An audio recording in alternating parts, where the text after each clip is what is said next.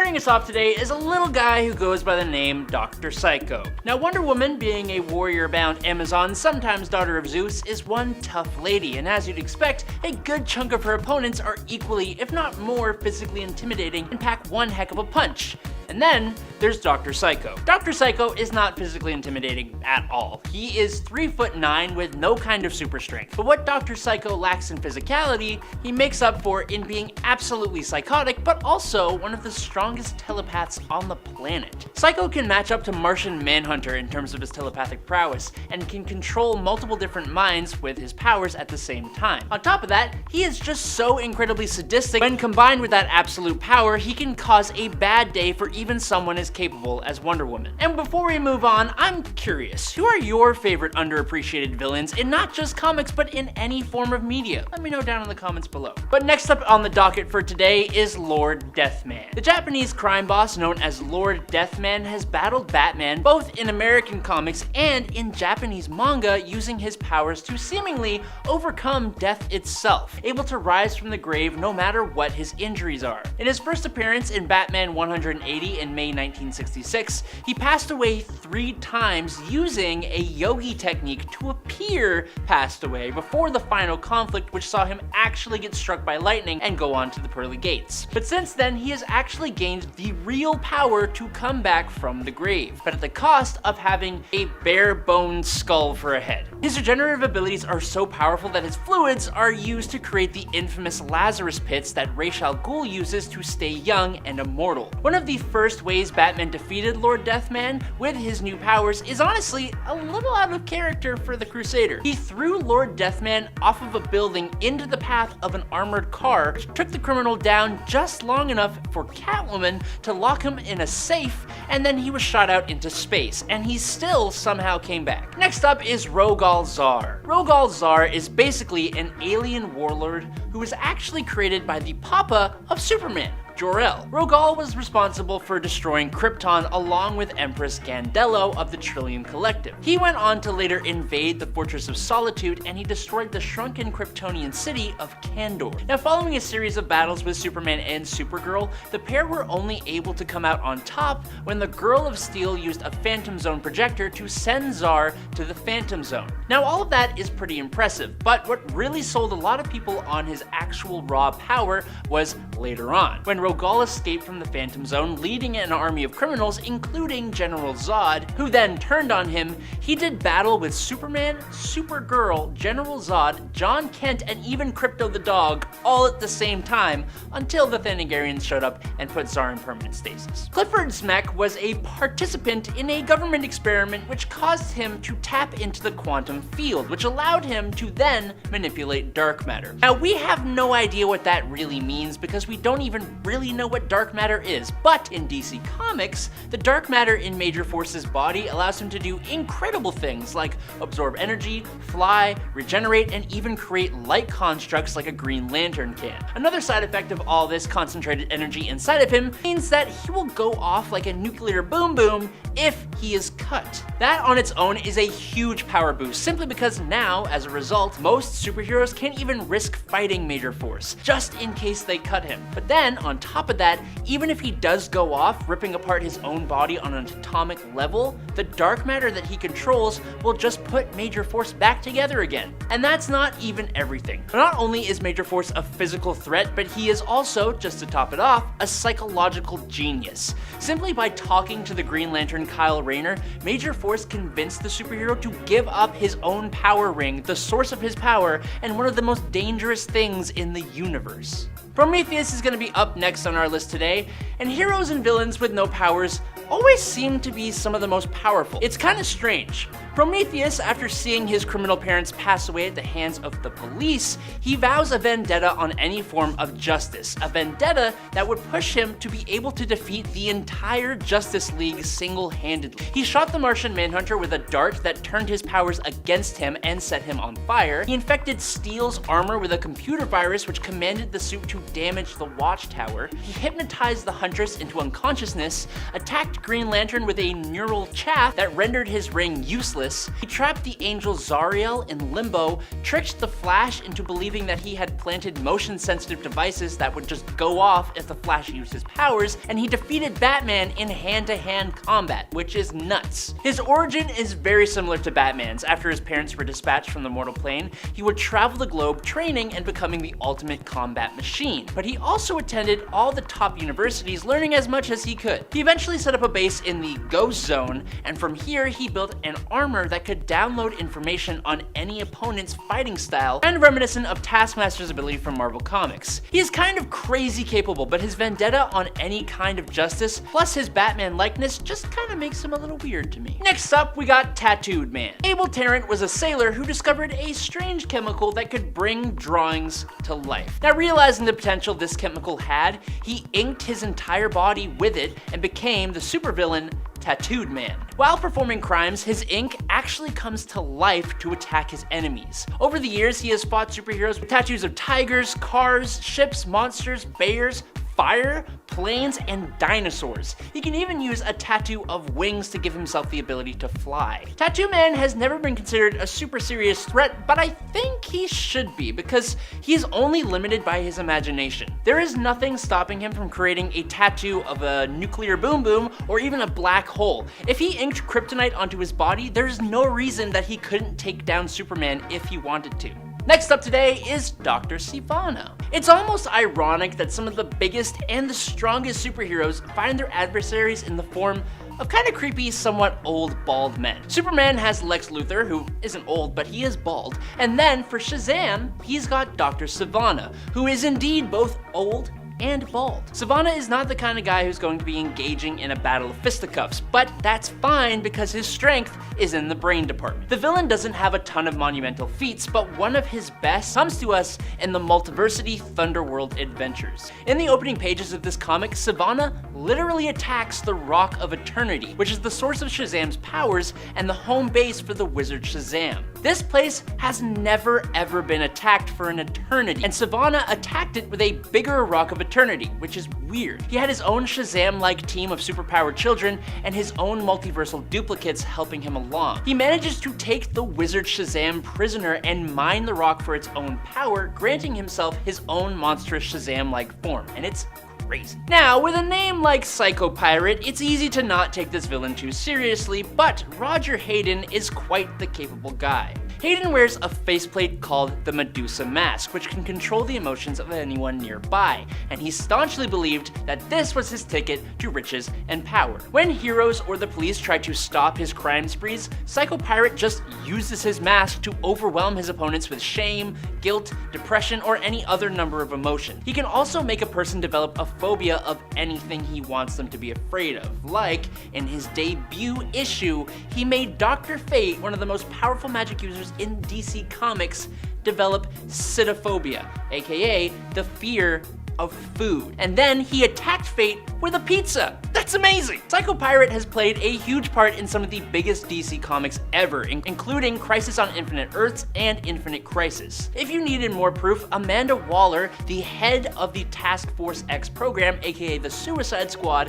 has claimed that Psycho Pirate is one of the scariest beings in the universe, calling him, quote, a man who could make gods go mad, a man who could make the mad gods sane again. And in our second place today is Extant. Henry Hall, the brother of Donald Hall, aka Dove, started his comic book life as Hawk, being empowered alongside his brother by a Lord of Chaos and a Lord of Order who had fallen in love. Now, Henry represented chaos. Hawk and Dove together were vigilantes and were even part of the Teen Titans for a time. After the Crisis on Infinite Earths, however, in a dystopian near future that was home to a time-traveling hero called Wave Rider, Henry had become an oppressive tyrant named Monarch who ended up going back in time and fighting the modern-day heroes before he was wiped out by the Henry of the present day. I hope you can follow that because it was kind of hard for me to follow when I read it. Present-day Henry then took up the Monarch title and mantle in the modern day, becoming a villain. Now eventually, Monarch stole the time powers from Wave Rider and then allied himself with Parallax, aka the corrupted Hal Jordan, and he took on the new villain name of Extant. While he was the front for Parallax's scheme to recreate the multiverse using alternate timelines, he tried to alter time to give himself an entire army of superheroes and found himself battling all the greatest members of the JSA, and Extant tore through them all like they were a joke, and he even used his temporal powers to age up the members of the JSA that he didn't just straight up send to the afterlife. And lastly today, I think anyone who hasn't heard of this villain before would be forgiven. When you think of the most fearsome villains, specifically the villains of Captain Marvel, otherwise known as Shazam, you may not first think about the 7-inch long sentient worm from Venus known as Mr. Mind. This diabolically evil mind-controlling worm, after the events of Infinite Crisis, would cocoon himself and then emerge as a massive monstrosity capable of manipulating reality, consuming universes, and traveling through time and space. He was described as, quote, eating years and events from this universe's history, altering the Earth with every flap of his giant wings. It took a combined effort from Booster Gold, Supernova, and Skeets to defeat Mr. Mind by trapping him inside Skeets' shell, which was fortified by the Suspendium. Then, Booster Gold threw Skeets through time with the help of Supernova to the day that he was first discovered on Earth by Dr. Sivana, and then he's trapped in a time loop forever. So they didn't actually end him or defeat him, they just trapped him. This all-powerful, mind-controlling 7-inch long worm. Comic books in the 90s just happened to have this gritty, grunge, extreme thing going on, and the last Avengers story was a pretty good example of this. With this really cool, chunky, gritty art style, it told a story set in the future with a new team of Avengers. Just kidding though, because they get completely wiped out within the first few pages. The current team of Avengers of this alternate future and their base are completely wiped out by an absolutely massive explosion caused by Ultron 59. Now Ultron basically then challenges Hank Pym and the OG Avengers to a final fight against himself, Kang, and the Grim Reaper. The thing is, there were not that many of the original Avengers left, with a lot of them being wiped out by villains or even by their own fellow Avengers. For example, Tigra was torn asunder by the Hulk, who had basically gone bananas, and then he and Wonder Man got into a massive fight that wiped them both off the face of the Earth. The Scarlet Witch and Quicksilver both lost their lives at the hands of the Vision, and the rest of the team just scattered. But while the 90s were characterized by the extreme, the early 2010s were characterized by zombies. It's just what happened. Probably because of The Walking Dead, to be perfectly honest. Marvel absolutely jumped on that with Marvel Universe versus the Avengers. Now this story, told from the perspective of Hawkeye, saw a plague turn people into intelligent zombies. The Avengers led any effort they could to try and contain the virus and save the populace. But when society collapses, it kinda seems to bring out the worst in people. The Avengers' efforts to save the world were consistently thwarted by infection, greed, and Doctor Doom, which I don't think anyone is too surprised about. It had a very grim ending, with most of the Avengers being wiped out entirely or going into hiding to survive any way they could, with Hawkeye's skull being smashed by an infected Thor. It's pretty rough. But moving on, during Jonathan Hickman's Avengers and New Avengers, one of the greatest Avengers runs ever, these things called incursions started to happen, orchestrated by the Beyonders. Essentially, two universes would crash together, destroying them both, and the focal point for that crash was the Earth itself. When the incursions started to threaten the multiverse, Namor the Submariner basically found multiple different ways to go about wiping out any alternate Earths that appeared in order to save Earth 616 and save both universes. That's pretty brutal on its own, especially when he teamed up with Thanos and his Black Order, plus some powerful additions. But then on top of that, the Avengers essentially got split right down the middle. On one side, Iron Man and his group were trying to save their Earth, while Captain America's faction essentially wanted to stop the amount of destruction caused by Iron Man and his side. Meanwhile, you've got extremely powerful cosmic heroes being wiped out by the Beyonders left, right, and center, and it all came to a climax as pretty much all of reality got destroyed and a massive battle between colliding Earths and opposing Avengers took place. Now, it's never a good time when friends turn on friends. While there was a clear winner in terms of who won the conflict in Marvel Comics' Civil War event, that being Tony Stark, in the grand scheme of things, there really wasn't any winner at all. The Civil War split the entire superhuman community down the middle. Heroes allied with villains, friends turned on friends, people were manipulated into joining a side, and a few of those people even passed away, all for an act that would require the registration and regulation of superhuman individuals following a completely avoidable superhuman caused catastrophe. And while you had Tony Stark coming out on top, he made a lot of enemies along the way, including Spider-Man, and I don't think he ever intended for the death of Steve Rogers. Also, after he came out on top, he was put in charge of S.H.I.E.L.D. and did a spectacularly bad job, leading to Norman Osborn, of all people, to take over, ushering in a whole lot of bad. I don't think anyone really came out from Civil War feeling particularly great. But the Avengers don't just exist in comic book form. Sure, the movies are never as vicious as the comics can be, but there is at least one occasion where things went pretty bad for our cinematic heroes. In the MCU, most of the movies follow a pretty simple idea of a hero facing and eventually defeating a villain, coming out triumphant by the end of the film, completing an arc. Even if the villain survives to continue into other films in the cinematic universe, they are still usually defeated by the hero at the end of their debut movie.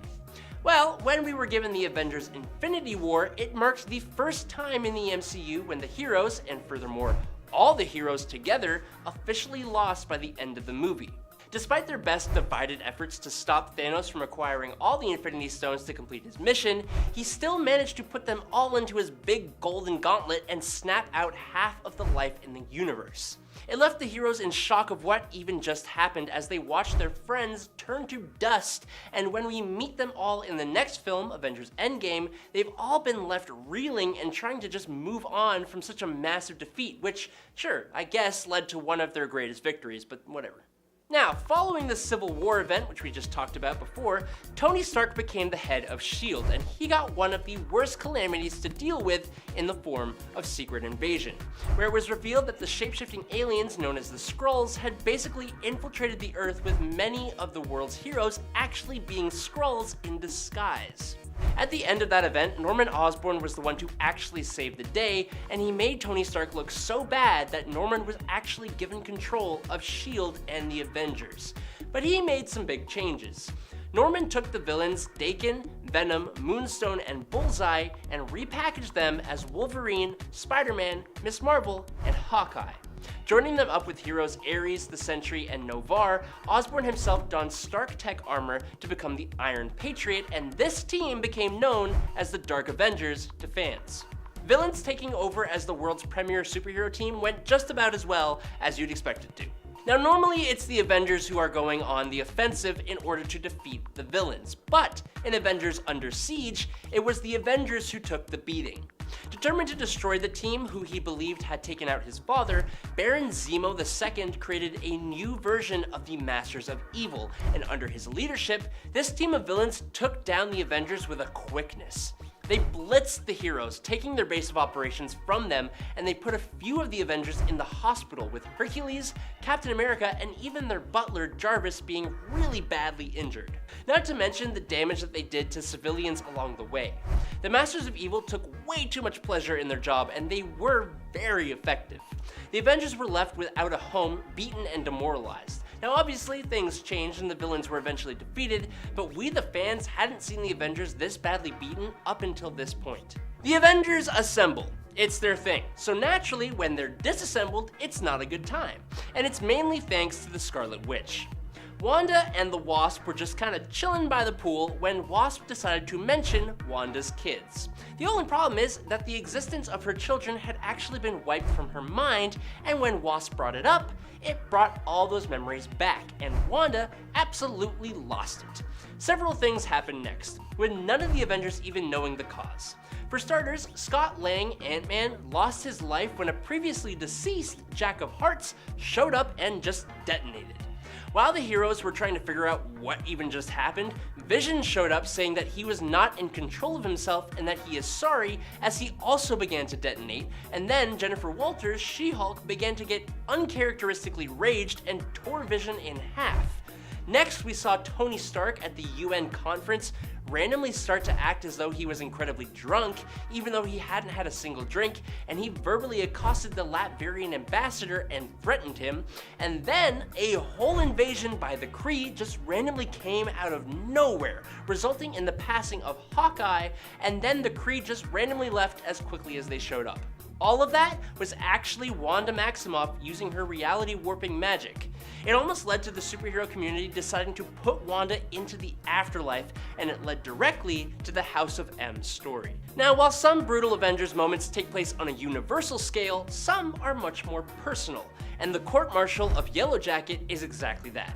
Hank Pym is a founding member of the Avengers, but his legacy took a very drastic turn, and surprisingly, it wasn't because he was the one who created Ultron. Hank had a bit of a mental breakdown, and he ended up going by the name of Yellow Jacket, and that's fine. Call yourself whatever you want. But if you strike your wife, then no one is going to respect you, and that's exactly what happened.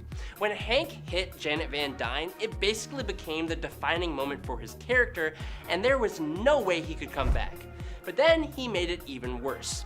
Pym essentially orchestrated a robot attack on the Avengers, and he figured that if he destroyed the robot, he could earn back the Avengers' respect. After Janet Van Dyne defeated the robot herself, Pym was kicked out of the team, and his marriage ended pretty soon after that. But finally, in at number 1 today, with a title like Marvel Ruins, you can imagine it's not all sunshine and rainbows, and it really wasn't. This is a story taking place in an alternate comic book universe where literally everything that could go possibly wrong does go wrong. It's honestly best to just list off some of the events, then get specific here. The Fantastic Four's spacecraft crashed into the Earth, and Ben Grimm was left with survivor's guilt, because he was the only one who survived. The Incredible Hulk is not so incredible in this universe, and the gamma radiation that he experienced left him as a hulking mass of tumors and deformity, and it's horrifying. Thanks to the radioactive spider, Spider-Man did not gain the abilities of a spider, but he instead developed an incredibly brutal mutant virus that left him with a terrible skin rash and had him captured and quarantined by the government. The Scarlet Witch in this universe betrayed the Avengers to the government, leading to the Quinjet being blown up with all of them inside.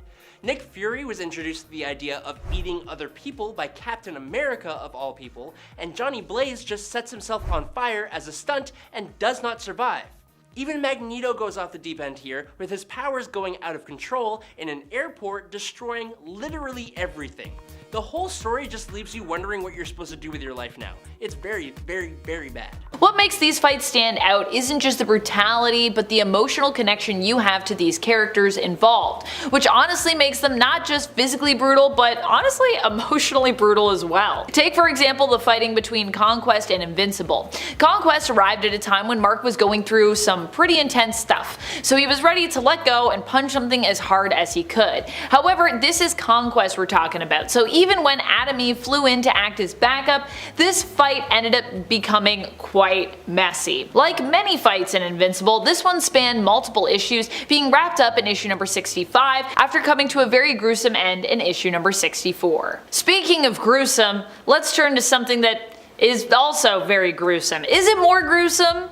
I guess in some parts it kind of is actually. We're talking about Walking Dead. Honestly, reading this fight just made my jaw literally drop. Now granted, I'm not as well versed in the Walking Dead series, so anytime I come to this comic and read a few issues, I'm always pretty much shocked by what I read here. It's a lot of a lot. And this instance of course was no different. In fact, it is probably a beatdown that'll stay with me for some time. In this fight, Rick takes on a group of marauders, unlike in the Walking Dead show where this group is actually more specific, a group we've become familiar with who are known as the Claimers. In the comic, they're just kind of like a random group, I believe, of awful survivors. In the comics, Rick also only has one hand at this point, so keep that in mind, having lost it to the governor. But even with him having both hands in the show at this point, they made the ending to this fight the same, and both endings are brutal. With Rick in a bind, his arms restricted at his sides, he's asked, "What are you going to do now?" He responds by biting the man's neck zombie style.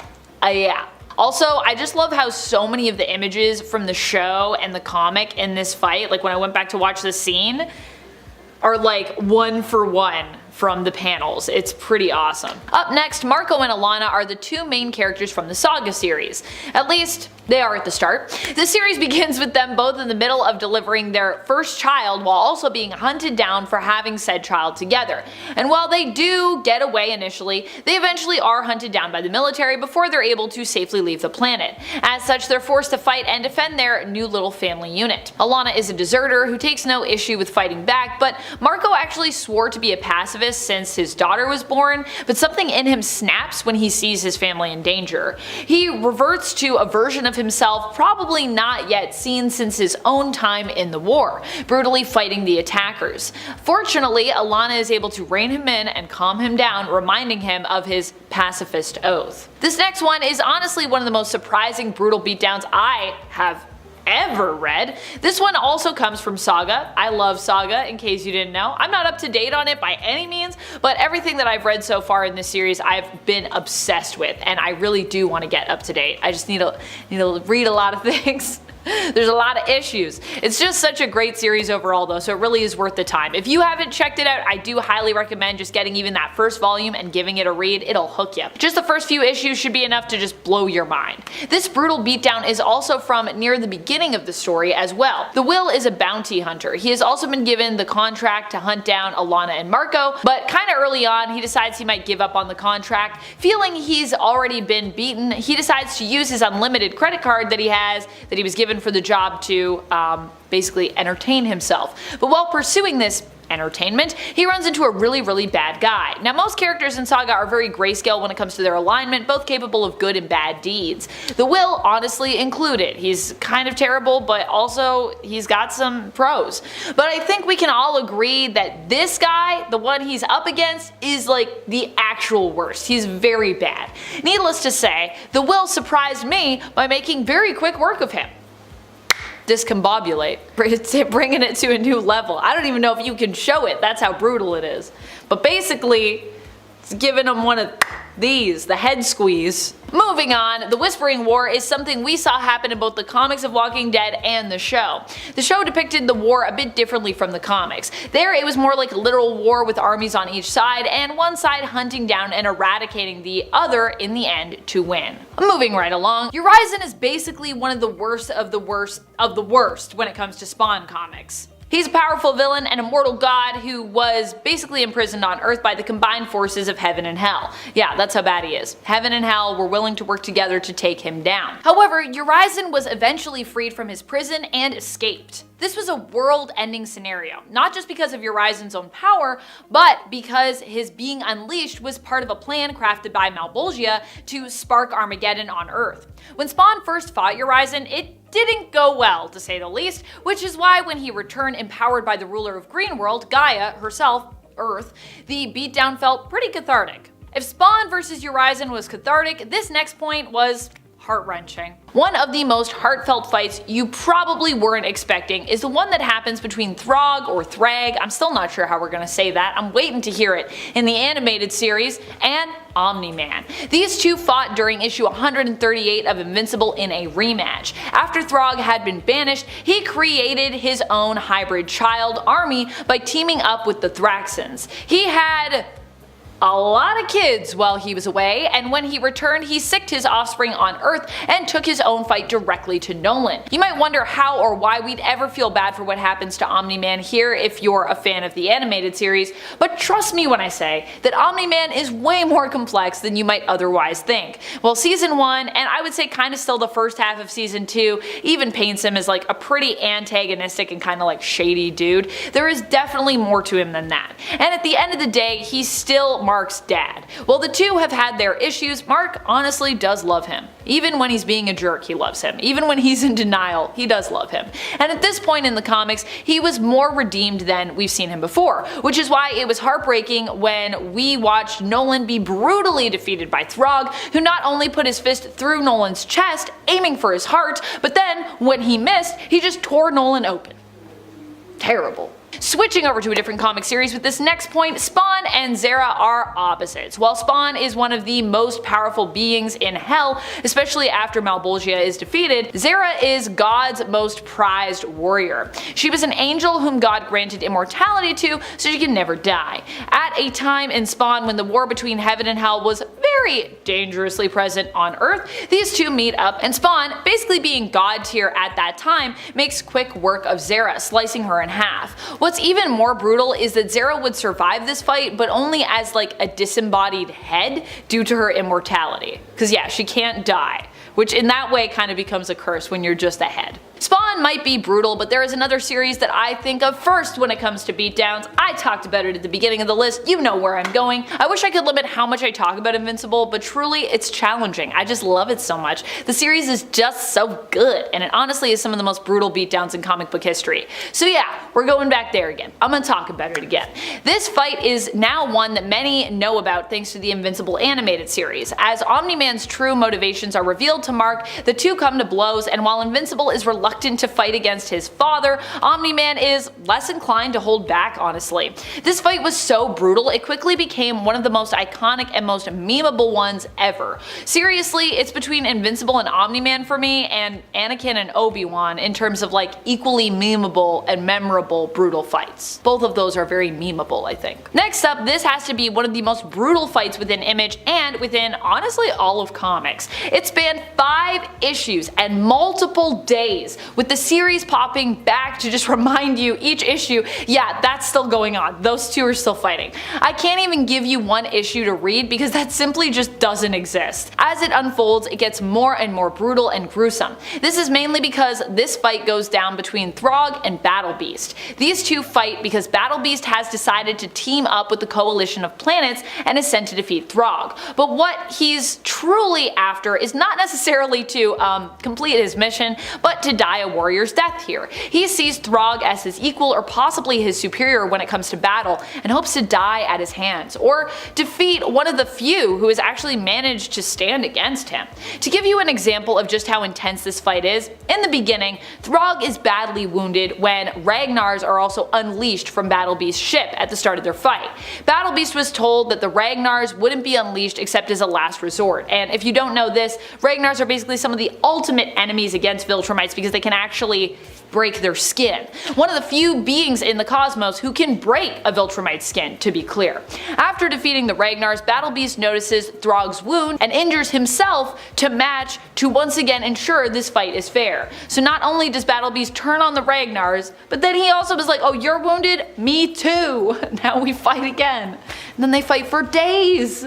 Speaking of which, let's start with Old Man Logan. The Hulk and Wolverine have had one of the oddest rivalries. It all started when the Wolverine was introduced in the Hulk comics, in the Incredible Hulk issue number 181, and they've had many rematches over the years, with some of the most notable appearing in What If, Volume 2, number 50, Ultimate Wolverine vs. Hulk, World War Hulk, X-Men, Savage Wolverine number 5, and The Incredible Hulk number 340. But their nastiest bout was definitely in Old Man Logan. Following a huge conflict where the villains managed to band together and wipe out almost all the heroes, a pretty sinister Bruce Banner took over a section of California with his inbred kids, the Hulk Gang. In the last few issues of that story, in revenge for the Hulk wiping out his family, Wolverine went on the warpath and eradicated most of the gang. Banner hulked out into this 30-foot tall nasty Hulk and ate Wolverine alive, only for Wolverine to reform inside his stomach and cut his way out. This wasn't the end of the Hulk though, and Old Man Logan would face not only the Hulk again, but even his smarter, devious counterpart, the Maestro. Speaking of Maestro, that brings me to my next memorable moment. For any of you who might not know, Maestro is a version of the Hulk that came to us in the Future Imperfect storyline. Taking place in an alternate universe, thanks to a nuclear conflict that wiped out almost all the superheroes and most of humanity, the Hulk actually thrived. He began absorbing all this radiation from the conflict, making the strongest, smartest version of the Hulk that had been seen up until that point. Maestro Hulk took control of the remnants of New York, called Dystopia, and he ruled it with an iron fist. Future Imperfect essentially gave us our regular 616 Professor Hulk, traveling to this alternate future and facing the Maestro version of himself. Maestro completely pummeled the living snot out of Professor Hulk, eventually snapping his neck, and then villain monologuing at him the whole time. Professor Hulk only won when he brought Maestro back in time to when the Gamma Bomb first went off, and he let Maestro succumb to the blast. As you do. When fights between Wolverine and Maestro were pretty brutal, another character who often fights a Hulk would be Hyperion. These two absolute powerhouses have also faced off a bunch of times, but if we're looking for brutality here, I shall turn your attention to Heroes Reborn number 2 by Jason Aaron. This story found a new Hyperion, who had just wiped out Galactus by flying straight through his head, fought off against versions of Gladiator and the Imperial Guard, Mr. Beyonder, and a giant version of Ultron. But the last thing he needed to do was stop the Hulk. Hyperion finds him trying to tell a group of kids about how he's not crazy, how history has changed, and how he's sad. Which makes it almost upsetting after the Hulk gets his hands on Hyperion's throat. Hyperion invokes an executive order and uses his laser eyes to blow holes into the Hulk, taking his life until he finally stops getting back up. Let's move on to Emil Blonsky, who has been an enemy of the Incredible Hulk for a long time. So it doesn't come as a surprise that he's also taken some of the most brutal beatings that the Hulk has dished out. Granted, I'm not gonna say he doesn't deserve them. In Incredible Hulk issue 54 from 2004, Emil makes the small mistake during a massive scuffle of reminding Bruce/Hulk how he ended Betty Ross's life with his irradiated blood and asking if the Hulk ever thinks about that. And to that I say, my guy, what the heck are you thinking? To the shock and surprise of nobody, this throws Hulk into a fit of rage, double fisting Abomination into the sky and absolutely pummeling him, with one panel showing the Hulk punching Abomination so hard his fist looks like it completely implodes the villain's face, with chunks flying off. And then he throws Abomination into a helicopter. You know, just cuz. Just so we're aware, Abomination isn't a pushover. He regularly throws punches with the Hulk, even beating him a couple of times. But Hulk put him down in a few pages, and all it took was a mistake of a few choice words. Think before you speak, folks. The end series chronicles the last days of various different characters in the Marvel Universe. For a lot of Doomsday type stories, it often ends in the Earth being destroyed in a nuclear war. But what remains after that? Well, basically the Hulk. That's it. That's all. Just the end of the world and the Hulk. As the only human left on planet Earth, Bruce Banner wanders the aftermath in an eternal struggle with himself, as in an eternal struggle with the Hulk. Basically, Bruce has seen the deaths of everybody he loved, everybody he cared about. There's nothing left in this world for him, and he just wants to pass on. But no matter what he does, the Hulk's not gonna let him. Hulk not only stops Banner from ending his own life, but the Hulk doesn't succumb to anything. Not even giant mutated cockroaches that essentially swarmed and devoured as much of the Hulk as they could. Bruce and Hulk have a huge internal falling out, but then Bruce has a heart attack that actually ends his life, or at least half his life. Because while the Hulk himself goes on to survive, now he realizes just how alone he really is. While Bruce is naturally the core figure in his family tree, the roots of the Hulk's rage actually come from his father, Brian Banner. And without him, there really wouldn't be a Hulk. Now for this point, I'm not really talking about one specific moment, because a brutal part of this is the character of Brian Banner entirely. If there's a villain in this story, it's Brian. He physically and emotionally mistreated his wife Rebecca and their son. As seen in Incredible Hulk number 312 from 1968, Brian became deeply disturbed and obsessed with this idea that his radiation research had turned his son, Bruce, into a little monster. Brian was even responsible for the passing of Rebecca in front of Bruce, which led directly to the development of multiple personalities for Bruce, including the Hulk, which is essentially the personification of rage in a child who has been severely mistreated. Now if I were forced to pick one moment, it would be when Brian actually died, which appeared to be at the hands of Bruce himself in a graveyard, as one does. All of which happened in the Incredible Hulk issue 1, by the way. It's honestly incredibly tragic. Years later, during the Chaos War, Brian actually emerged on Earth as a fearsome Hulk of his own before he was defeated and returned to the afterlife. More recently, Brian made a lot of trouble in Immortal Hulk as a servant or incarnation of the One Below All. Near the end of the Planet Hulk storyline, the shuttle the Hulk was sent to Sakharin by the Illuminati at the beginning of the Planet Hulk storyline blows up, wiping out the Green Scar's wife and child. Hulk reaches a whole new level of anger, which is directed at those who sent him here, the Illuminati. So he headed to Earth with his Warsworn. He made a quick stop on the moon to defeat Black Bolt of the Inhumans, but when he got to Earth he headed to New York, giving the city a time limit to be evacuated.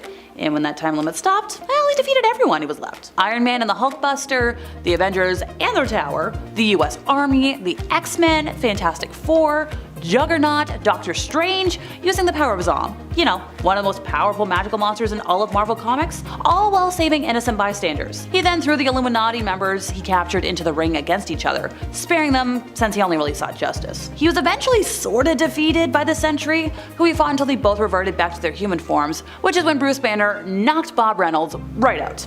And then the comic version of Niek takes the life of Bruce's friend Rick, and the Hulk just goes absolutely ballistic, creating earthquakes with his footsteps and almost destroying the world. It would appear Tony Stark grew a little tired of getting beat up by the Hulk over the years. This basically came to a breaking point in the Immortal Hulk story when the Hulk faces off against the Avengers and Stark's pretty new Hulkbuster gets completely wrecked. This caused him to use what he referred to as the Big Gun, aka the Helios laser, a massive space laser laced with UV radiation that, when unleashed onto the Hulk during one of his rampages, completely fried the Hulk to dust. When Hulk woke up, since, you know, he's immortal in this story now, he could be terminated, so instead he found that he'd been sliced up with an adamantium razor and placed in a dozen different jars. He had his hand in one, his heart in another, his lungs on another shelf. It's pretty messed up, since a jar with his living head was basically forced to watch as a scientist dissected him further to study. Yeah, No thank you, hard pass. In 1995, Marvel released the last Avengers story, and with a title like that, from 1995, you can imagine it's not exactly all sunshines and rainbows. And you'd be correct. Within the first few pages, the current Avengers of this alternate future and their base are completely wiped out by an absolutely massive explosion caused by Ultron 59. But that's not even the worst part. At some time in the past, this universe's version of the Incredible Hulk turned evil, thanks to an event that happened fighting alongside Thor, The Thing, and Hercules. The Hulk turned against his fellow Avengers, Wonder Man, Hawkeye, Mockingbird, and Tigra, who absolutely got it the worst. Tigra against the Hulk is not a fight you would normally expect, and this comic tells you why. Since in her attack against the Green Goliath, Hulk simply grabs her by her legs and arms and pulls her apart in a scene kind of like Sentry ripping apart Ares in the Siege event, but way scarier and more terrifying. Hawkeye and Mockingbird literally flee for their lives, while Wonder Man flew into a rage and he and the Hulk had a slugfest that ended with Wonder Man detonating and wiping both himself and the Hulk from existence. I know I've already mentioned one instance from the Immortal Hulk storyline that I felt was extremely nuts, but to be quite honest, the entire story is one big brutal collection. What's happening in some of the comic panels is almost hard to even decipher, as the legendary art is grabbing every inch of your attention, with horrifying body horror that I've never really seen in a comic before. There's nothing like this. Moments where he escaped from those jars he had been placed into, and his different displaced parts start merging together around this helpless scientist who basically gets consumed by the body of Hulk, or when the leader basically becomes a horrifying monster swallowing Brian Banner and ripping the Devil Hulk apart, or when Hulk rips his own face off, or when he mutates into a giant monster at the end of one particular timeline and destroys literally everything in existence, consuming the sentience of the universe. The whole Immortal Hulk run is just pure horror from start to finish, wrapped in an incredible Hulk wrapping paper. Capable of making any command and having the people around him go through with it regardless of the nature of the request, there's almost no one who can resist the powers of Purple Man. It makes him a truly terrifying villain, but there is at least one person who has resisted the influence of Purple Man, and his name is Victor. Victor Von Doom. I'll admit this may not be brutal in the traditional sense. In Avengers Emperor Doom by David Michelin and Bob Hall, Dr. Doom abducts the Purple Man and puts him in a psychoprism that amplifies his powers and uses him to gain mind control over the Avengers, with the plan being to then take over the rest of the world. From his prison, Purple Man curses at Dr. Doom and basically says that Doom doesn't deserve the power he is stealing from Purple Man. But don't you dare hurl such insults at Dr. Doom. Doom orders everyone else in the room to leave, he takes off his mask, removes the shield that kept the Purple Man from controlling him, and he confronts Purple Man head on. Given this massive opening, Purple Man orders Doom to be his servant, he demands he stands on his head, take a flying leap, and even hard delete himself. But by sheer force of will, Doom resists the Purple Man's commands, horrifying Purple Man into obedience, and it is awesome. One of the most epic fights ever went down between Perpetua and the Batman Who Laughs. At the time, both of these characters were absolute powerhouses. I mean, Perpetua just naturally is, and Batman Who Laughs had the power of Dr. Manhattan at this time. In fact, he was no longer known as Batman Who Laughs, but instead had taken up the mantle of the One Who Laughs. Now that he had Dr. Manhattan's power set. I guess once you have that much of a power upgrade, time to change your whole name up and just become the One. Not the Dr. Manhattan though, by the way, but instead an alternate reality version of Batman who happened to also be a version of Dr. Manhattan, because that's the whole thing basically. Despite the fact that Perpetua is one of the most powerful beings in all of the cosmos, the One Who Laughs managed to trick her into getting the crisis energy that would have powered her, putting him more on her level. Then they fought until all her power was his. The two strongest foes Superman has ever faced are almost definitely Darkseid and Doomsday, and when they ended up fighting each other, it was absolutely nuts. In Superman / Doomsday Hunter / Prey #1, Doomsday attacks Apocalypse after returning back to life. Now once Desaad warns his master that Doomsday is demolishing the world, Darkseid decides to take matters into his own hands, and unceremoniously receives a seriously humiliating beating. Darkseid blasts Doomsday with an Omega Beam, and it does basically nothing. Doomsday then delivers a series of massive blows that makes quick work of the Tyrant. The fact that Doomsday is basically a mindless killing machine, Darkseid's manipulative fear tactics don't do diddly squat against Doomsday whatsoever. It's so bad that in the following issues, when Superman makes his way to Apocalypse with other DC heroes and attempts to defeat Doomsday once and for all, Darkseid, licking his wounds, actually agrees to help the Man of Steel stop Doomsday, with the collected group leaving Doomsday stay all the way at the end of time to finally defeat him. Harley is by far one of my favorite characters over at DC Comics, which is why I thought I knew how this fight involving her would go. And not just because she is my favorite character, but also because she is extremely popular across the board. Plot armor is a real thing, my friends. Not only that, but Harley is more experienced and has accomplished impressive feats in the past, like taking out the entire Holy Trinity of the Justice League in one single fight, that I think may have even been on like one single page or something like that. It was pretty short. But that didn't guarantee her a victory this time around. The fight between Harley Quinn and Punchline, Joker's new partner in crime, was inevitable due to their shared connection to the Joker. Although, to be clear, Harley was Joker's girlfriend during her time as his partner in crime, and Punchline seemed to be more just strictly business. Some people still say that she's Joker's girlfriend, but as far as I know, I don't think she actually is. Surprisingly, despite being new, Punchline was also extremely popular and surprised readers when she seemingly handily defeated Harley Quinn in a brutal fashion, leaving her to basically die in the sewers. Don't worry though, this is Harley Quinn we're talking about, so she did survive this fight,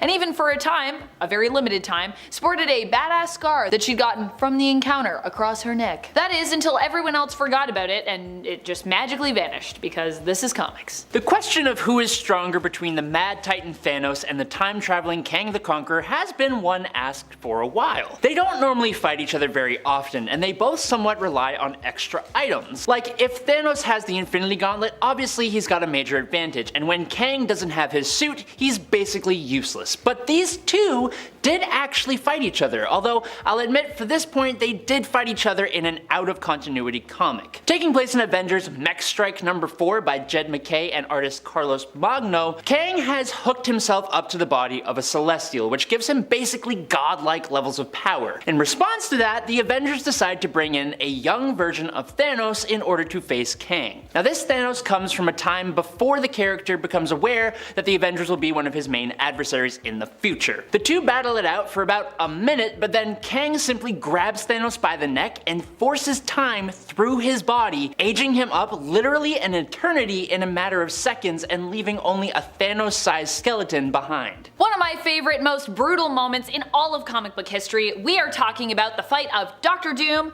versus Thanos. What a fight. Now granted, these two were fighting not necessarily on the most even of playing fields, if I'm being honest. Doom at the time was considered God Emperor Doom when he ended up as the ruler of the entire multiverse for a while. This happened during Secret Wars, something we might soon be seeing coming to the MCU in some form, and probably a version of this exact Secret Wars from 2015 as opposed to the original Secret Wars or Secret Wars 2, which are both from the 80s. During Secret Wars, Doom accepted the responsibility and power needed to reshape the multiverse during the final incursions, and ended up ruling over a patchwork sort of world he had built out of the collision, with each Earth sort of inhabiting its own realm or province in this new world. One of the people who dared to try and stand up against him was Thanos. But he made quick work of the Mad Titan, thanks to Doom having absolute power here, so yeah.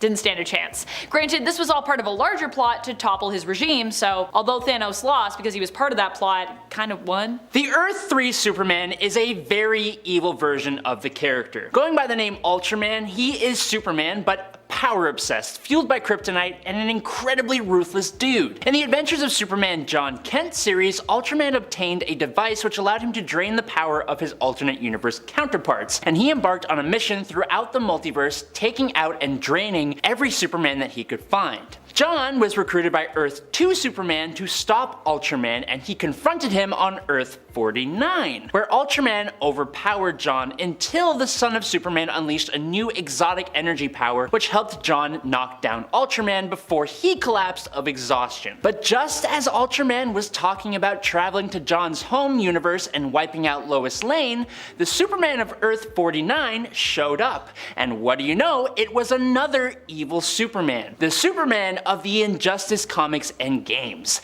And that guy snapped Ultraman's neck like it was nothing, ending Ultraman once and for all right there and then. It's nuts, but it was so awesome. Who are two of the craziest villains that you could ever imagine fighting from Marvel Comics and DC Comics? And what if I told you They did. Back in the good old days when Amalgam Comics was around, Carnage and the Joker actually ran into each other and even briefly teamed up with one another before Carnage ultimately decided the Joker was too crazy, even for him. Carnage was more interested in murder and mayhem, whereas Joker was more interested in creating elaborate plots to torment his victims more slowly and kinda just making a bunch of jokes. This caused the two to turn on each other. Carnage tried to fillet Joker while Joker sneakily got away and blew up the warehouse they'd been hiding out in. Of course, this wasn't enough to destroy Carnage, but that was when Batman and Spider-Man showed up on the scene, prompting the villains to turn their fighting against the heroes instead of one another. Following Marvel's secret invasion, Norman Osborn was handing control over the Avengers. Hiring a bunch of villains and giving them the iconic looks of some of the mainline Avengers, this new team of Dark Avengers became the world's premier superhero team. Now, after receiving a distress call from Dr. Doom, a member of Norman's inner circle of dastardly devils called the Cabal, Osborn led the Dark Avengers on their first mission, to save Doom and Latveria from a horde of demons led by Morgan Le Fay. While the Avengers appeared to immediately win the battle thanks to the Sentry, Morgan, being a time traveler, simply returned from the past and took out Sentry and turned Ares into stone. As more and more of the Dark Avengers fell, Osborn asked Doom to use the time machine located in his armor, bringing the two of them to 690 AD to defeat Morgan in her own era. Unfortunately, Morgan points out that Doom can't simply wipe her out since it will jeopardize the timeline and cause a paradox.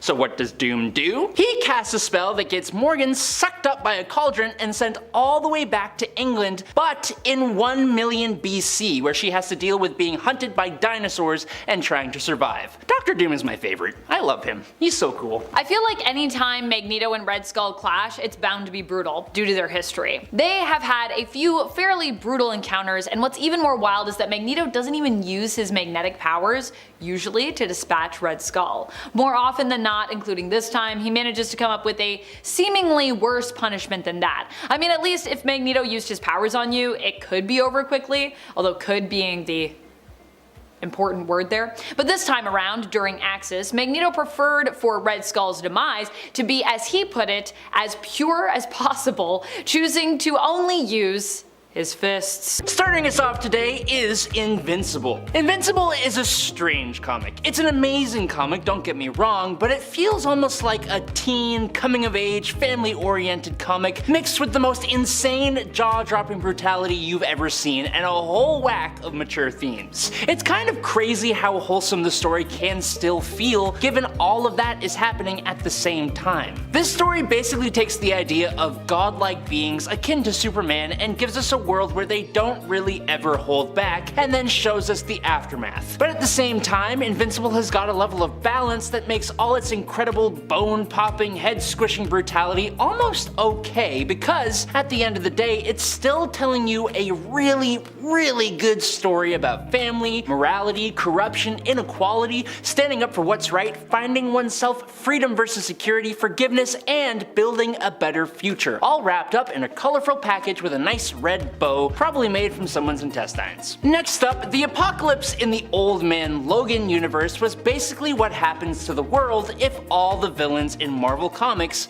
win. In the usual hero stories, villains face against their usual heroes and are always defeated. But in Old Man Logan, the villains organize themselves where simultaneously different villains and groups of villains will go against heroes that their abilities are best suited to deal with. For example, instead of fighting Spider-Man and his spider sense, Mysterio is sent against Wolverine, and using his illusions, he got Wolverine to wipe out all the other X-Men. It was incredibly messed up. The conflict ended up turning the United States into an apocalyptic wasteland ruled over by the Red Skull, with territories divided up and ruled by different villains. Almost all the heroes are gone, or they change sides, or they are working as mercenaries, or in the case of Logan, they are retired. That is, until the brutality of this wasteland brings him back into action. Now look, I know you hate it. You should know that I hate it. We all hate it, but it doesn't change the fact that Marvel Ruins is absolutely perfect for this list. list. This is a story taking place in a universe where almost everything goes wrong for almost every Marvel character. Some might say this is a universe that is incredibly realistic, or some might say that it's a story built on pure shock factor that seeks to do nothing except ruin your day. But it is called Ruins, so that kinda checks out, doesn't it? No one in this comic really deserves what happens to them, which makes it all so much more stomach churning. Take Peter Parker or Bruce Banner for example. When regular 616 Peter Parker gets bitten by a radioactive spider, he gains superpowers. When Marvel Ruins Peter gets bit by a spider, he develops an incredibly brutal mutant virus that leaves him with a terrible skin rash and has him captured and quarantined by the government.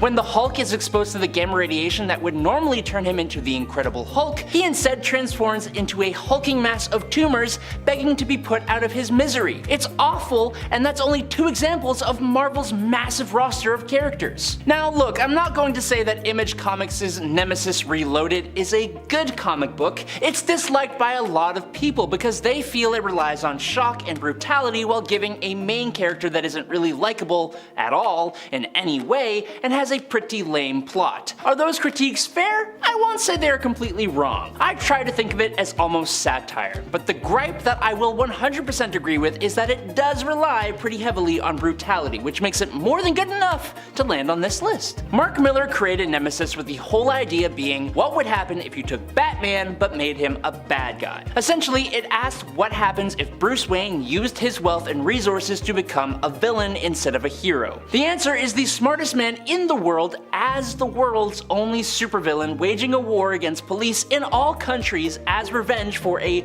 lost childhood, and he goes about it in the most insane ways possible while not really facing any major opposition. If all you know of Judge Dredd is the Sylvester Stallone movie from 1995, then you don't really know Judge Dredd. If you've seen the 2012 adaptation with Carl Urban, you have a better understanding of Judge Dredd. But even though Carl leaves people as gooey puddles on the floor and paints the walls red, he still doesn't quite hit the same level of debauchery as comic book Judge Joseph Dredd. Since appearing in 1977 in 2000 AD issue number 2, the character has had a long history that spans countless series, miniseries, and one-shots. Essentially, Dredd is a law enforcement officer known as a judge that serves as judge, jury, and executioner, facing off against robot rebellions, death-obsessed monsters from other dimensions, corrupt politicians, aliens, and the personification of death itself at one point. Oh, and I guess criminals as well. Surrender means nothing to him. He sleeps 10 minutes a day, he bullies his own friends, he has blown up entire cities,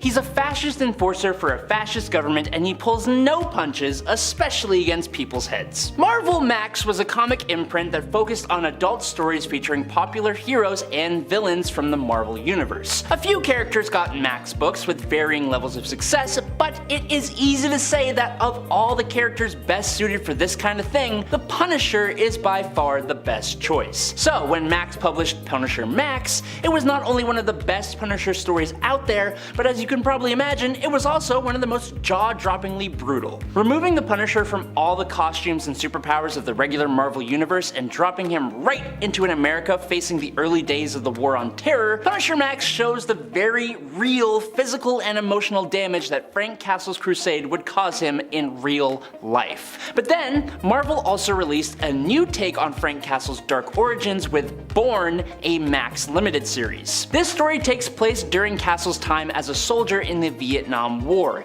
and as you'd expect, it featured graphic imagery and brutality that depicted atrocities committed during the war that basically unlocked the darkness that led to Frank Castle being able to become the Punisher in the first place. Next up, created by superstar writer Frank Miller, Basin City, known to most of its residents as Sin City, is a place you would really never want to be a part of. Sin City is one of the most popular Frank Miller comics that eventually got turned into 2 movies of its own that are some of the most comic-accurate adaptations ever. The comic does not shy away from deplorable human crimes that will make you shudder. The funny thing is that while other comics rely on graphic imagery, Sin City can make you shudder and cringe with just its words. Don't think that means that you won't see anything gross here. You will. You absolutely will. People in this book rarely live for very long, and when they go, it is almost never clean or quick, but I will say this, it is always stylish. The Walking Dead is a comic book series that's dear to my heart. It was the book that I first ever really collected, and it got me into Image Comics. But but at the age that I was reading it, someone should have confiscated it and locked it in a safe. Sure, this comic book has to do with zombies, which are a horror thing and are historically rather gross and gory, but the zombies in The Walking Dead are just the vehicle to deliver a story about how absolutely depraved and sick us humans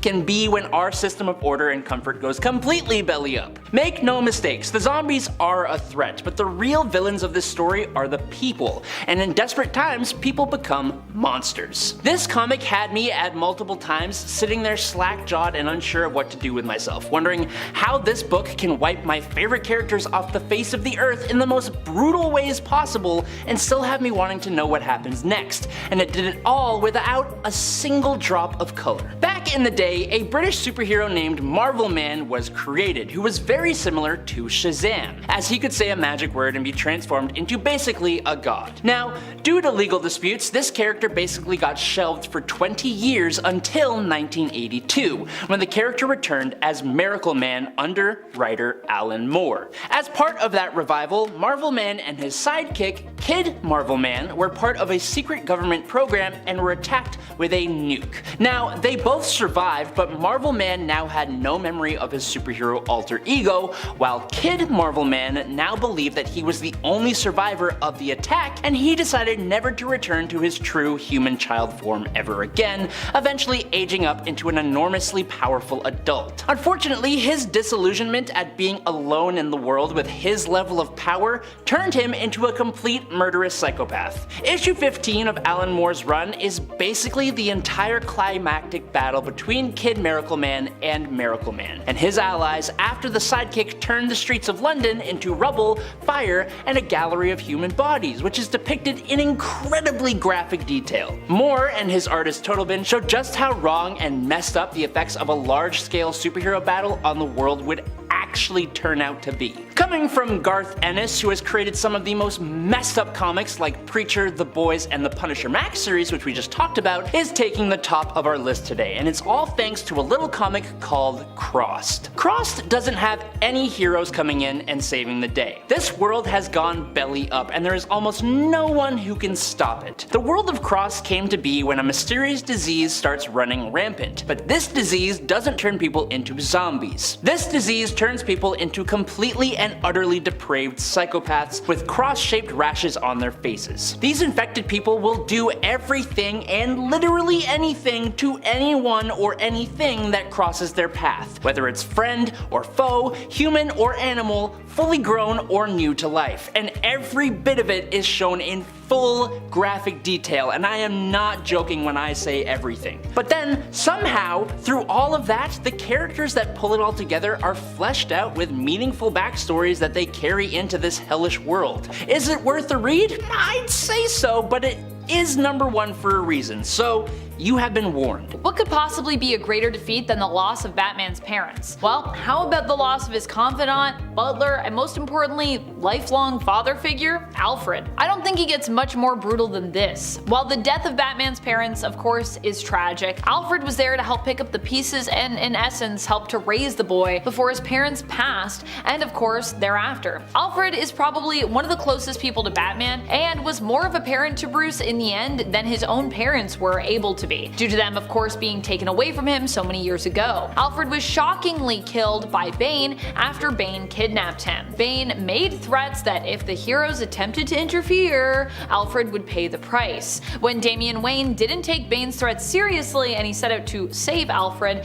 Bane made good on his promise and killed him. This was all part of a larger plan to break Batman again, but this time mentally and psychologically. What's the worst kind of defeat you can imagine for a hero to suffer? Is it something that's psychological? Is it something that's more physical? What do you think? I recently got caught up with the second season of Invincible. Episode 5 is out and Invincible is back, baby, in case you missed that announcement. And if you did, well, get ready to jump back in. It's so good. This episode really blew me away with just how brutal it was. This show and comic series both do an excellent job of creating both physical and emotional stakes for their characters. While I could talk about any of the memorable fights in the comic series, there are many, I want to give a special shout out to the fight between Alan and the Viltrumites. Now this happened earlier in the season in this show and goes down as well in Invincible issue number 23 pretty similarly, though not quite as drawn out I feel like as the animated version of it is. However, just like in the animated show, Alan does have his eyeball pop out and is left very much beat to a pulp on the verge of gruesome death. Oh boy, we're going to the Ultimate Universe for this next one, so you know it's gonna be brutal because Ultimates. It comes from the Ultimate X-Men series. Here, Sinister, who looks super different in this universe, FYI, in case you were wondering what's going on with that, infiltrates the X-Mansion and manages to sneak up on Charles Xavier himself. Despite his immense telepathic powers, Xavier here is no match for Sinister, who takes him out of the security room he was in, where he was seemingly surveying his students. Kinda creepy to be honest. When Charles asks Sinister where he's taking him, Sinister responds that he's escorting Xavier to his one true enemy, and then he pushes him down the stairs. Extremely rude and completely awful, yes. Xavier isn't the only one who gets brutally and honestly insultingly messed up by Sinister though in this fight. Angel also in this fight goes from being intimidating in one panel to psionically manipulated into choking himself in the next. Batman has lost a lot of Robins over the years and a lot of adopted sons. Damian Wayne was his natural heir, well, natural-ish. As natural as it gets till we get Helena Wayne in the main continuity, that is, if that ever even happens. Damian was the son of Bruce Wayne and Talia al Ghul. He was raised by Talia and the League of Assassins without Batman even knowing of his existence until years later when Talia basically just dropped him off on Bruce's doorstep declaring that Damian was his son. Initially, the two of course did not get along very well. Damian was stubborn in his ways and he insisted on killing as he'd been trained his whole life to do. But eventually he came around and he actually began to see the value in his father's approach to fighting crime, respecting it and even admiring it. Just as their relationship began to evolve into something more resembling a true father-son connection, Damian was tragically killed by the Heretic. A death that Batman can't even bring himself to avenge at the time when he realizes that the Heretic is Damian's clone. Following Damian's death, we also got Batman issue number 18 from this volume, an issue that focuses on the mourning of Damian's passing by being completely wordless. At the end of the Absolute Carnage event, Cletus Cassidy as Carnage gave Eddie Brock a choice between saving the world or saving his son.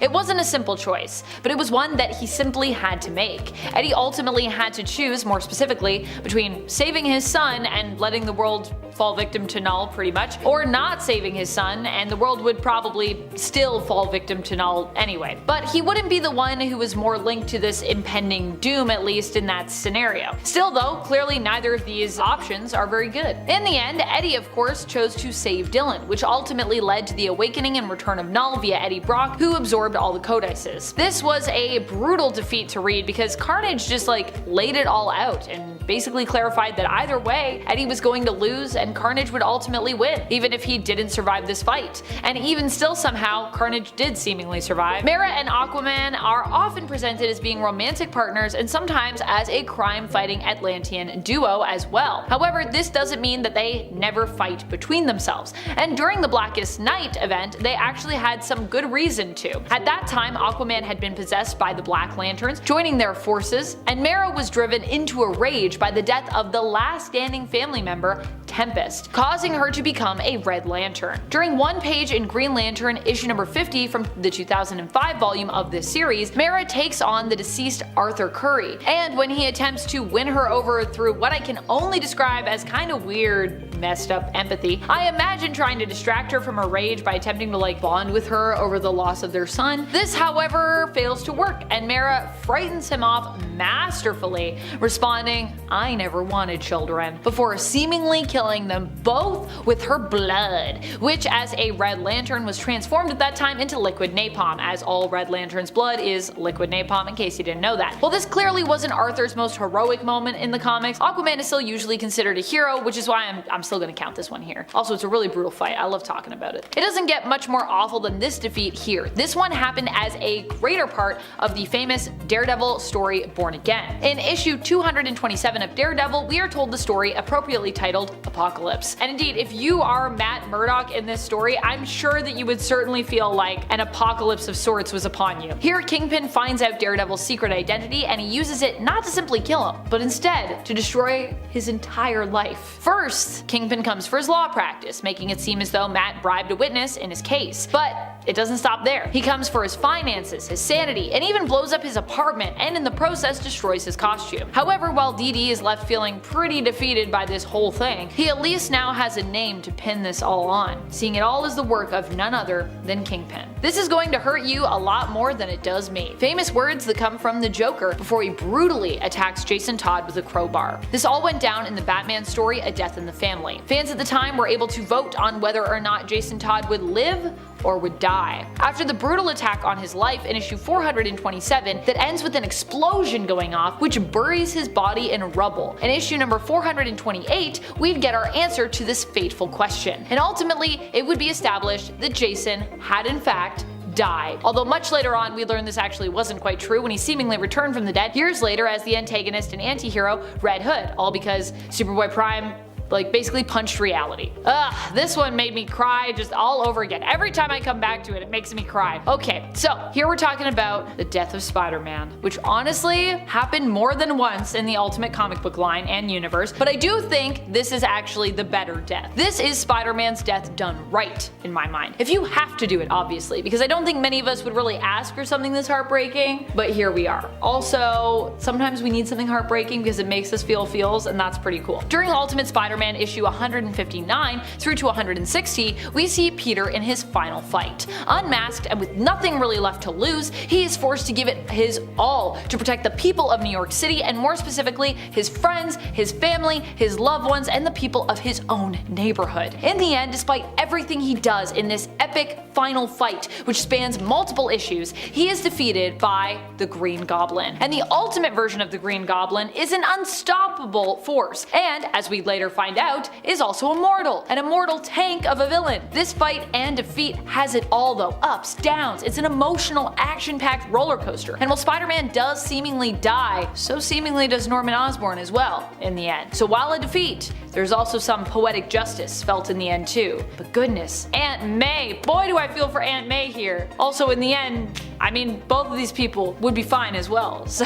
they'd both survive. But in the moment, it was heart-wrenching, just trust. One of the most memorable and memeable lines from this superhero defeat and the Invincible animated series overall is, "Think, Mark." However, there is a more brutal line than that, said by Omni-Man during this fight. One spoken when he suggests that he could kill Mark with his own hands and just make another child. Oh, he asks, "What's 17 more years?" My heart! As a Viltrumite, Omni-Man's lifespan is of course much longer than a human's, so 17 years is of course a brief span of time to him. This reduces the emotional connection he has built up with his son over the years to something that he deems as basically being seemingly meaningless, which is honestly just heartbreaking to watch, especially when you know how much Mark still loves his dad even through this whole messed up encounter, making the beating that Mark takes here just even more brutal. Nevertheless, we know that for Omni-Man, who does love his son, it's not that simple. Ultimately, while he does win the fight, he is unable to deliver the killing blow, which says it all, baby. These two faced off in Wolverine Volume 3, Issue 31 during the Enemy of the State story arc. We're talking about Gorgon and Wolverine. Now, Gorgon is known for being a fearsome villain who can, as his codename implies, turn his enemies to stone with just one simple little glance. In fact, Gorgon has actually successfully killed Wolverine before. That's just how even of a match this was going into it. He then had Wolverine resurrected and brainwashed him so that he might use him as his own assassin, turning him against his friends and colleagues in the hero community. I hate when that happens. In the end though, Wolverine got him back. During their fight in issue number 31, Wolverine seems to take a page out of Perseus's book. He defeats Gorgon using his own claws to reflect his own gaze back onto himself. Genius. Turning Gorgon into stone before then shattering him into a million pieces. You're not coming back from that easy. The villain known as Mr. Mxyzptlk is technically a bad guy, but he's more just a reality warping nuisance for the Man of Steel, and he absolutely did not deserve what happened to him in Superman Whatever Happened to the Man of Tomorrow. In the story, a wide array of Superman's villains all make their play on the Man of Steel, and after he naturally defeats everyone, he is still left wondering who organized all these ne'er-do-wells. Turns out it was Mr. Mix's Pitalik. Mr. Mix reveals himself and goes on a villain monologue about how basically he has lived for a long time and he's kind of bored of being mischievous, so now he wants to be evil, and his first evil act will be taking out Superman himself. The fifth dimensional imp then reveals his monstrous true form and goes on the attack. Now luckily for Supes, he grabbed the Phantom Zone projector and he used it on the villain, but at the same time, trying to escape, Mr. Mix spoke his name backwards. With both things happening at the same time, Mix's Pitalik was completely torn in half between both the Phantom Zone and the fifth dimension. This one was a disturbing, heart-wrenching, and shocking moment from season 1 of Peacemaker, a series that surprised me in so many ways, and in so many of them delightful ones. One such startling moment happens when Peacemaker is forced to face off against his dad, White Dragon. While we know pretty early on that Peacemaker's dad, Augie Smith, is pretty much the worst role model or parent anyone could ask for, we also see that Chris Smith, aka Peacemaker, still cares deeply for his father, despite all the awful things his dad has done to him. Rather than rightfully blame his father for his messed up upbringing, Chris seems to just blame himself almost just as much, if not actually more, making the moment when he actually faces his father a tense one. Years of pent-up rage, disappointment, shame, and frustration manifest in a single instant when White Dragon goads his son into killing him, commenting on the fact that he doesn't believe his son is in essence strong enough to even do so, and in the process causing Peacemaker to snap, resulting in him doing just that, killing his own supervillain father. Rudolph Jones found himself exposed to a strange form of radiation which changed him into the bald, green-skinned parasite with the ability to absorb the life and energy of others. In Firestorm, the Nuclear Man, issue number 86, Parasite is released from an area he is being held in and goes on a rampage, draining multiple people of their life energy, including Firehawk, who fell pretty easily to this villain. Now luckily the hero Firestorm is nearby. At this point in time, Firestorm has become the world's fire elemental and received a pretty significant power boost. Firestorm comes in hot, literally on Parasite, with a blast of flame, and then when Parasite tries to drain Firestorm's power, the hero is completely unaffected. He delivers this cold line about how he himself is just straight up power incarnate, and in a desperate effort, Parasite tries to trade energy blasts with Firestorm. Unfortunately for Parasite, it is nowhere near an equal fight. He uses up all the energy he took, and then just trying to hold back Firestorm's blasts, Parasite goes through his own reserved energy as well, to the point that he is on the brink. He even starts to beg Firestorm to stop, but he had every intention of taking Parasite's life until his friends show up and pull him back. It's actually a really dark scene. In issue 116 of Spectacular Spider-Man, Peter crosses paths with, get this, Sabretooth, when he shows up to attack Black Cat,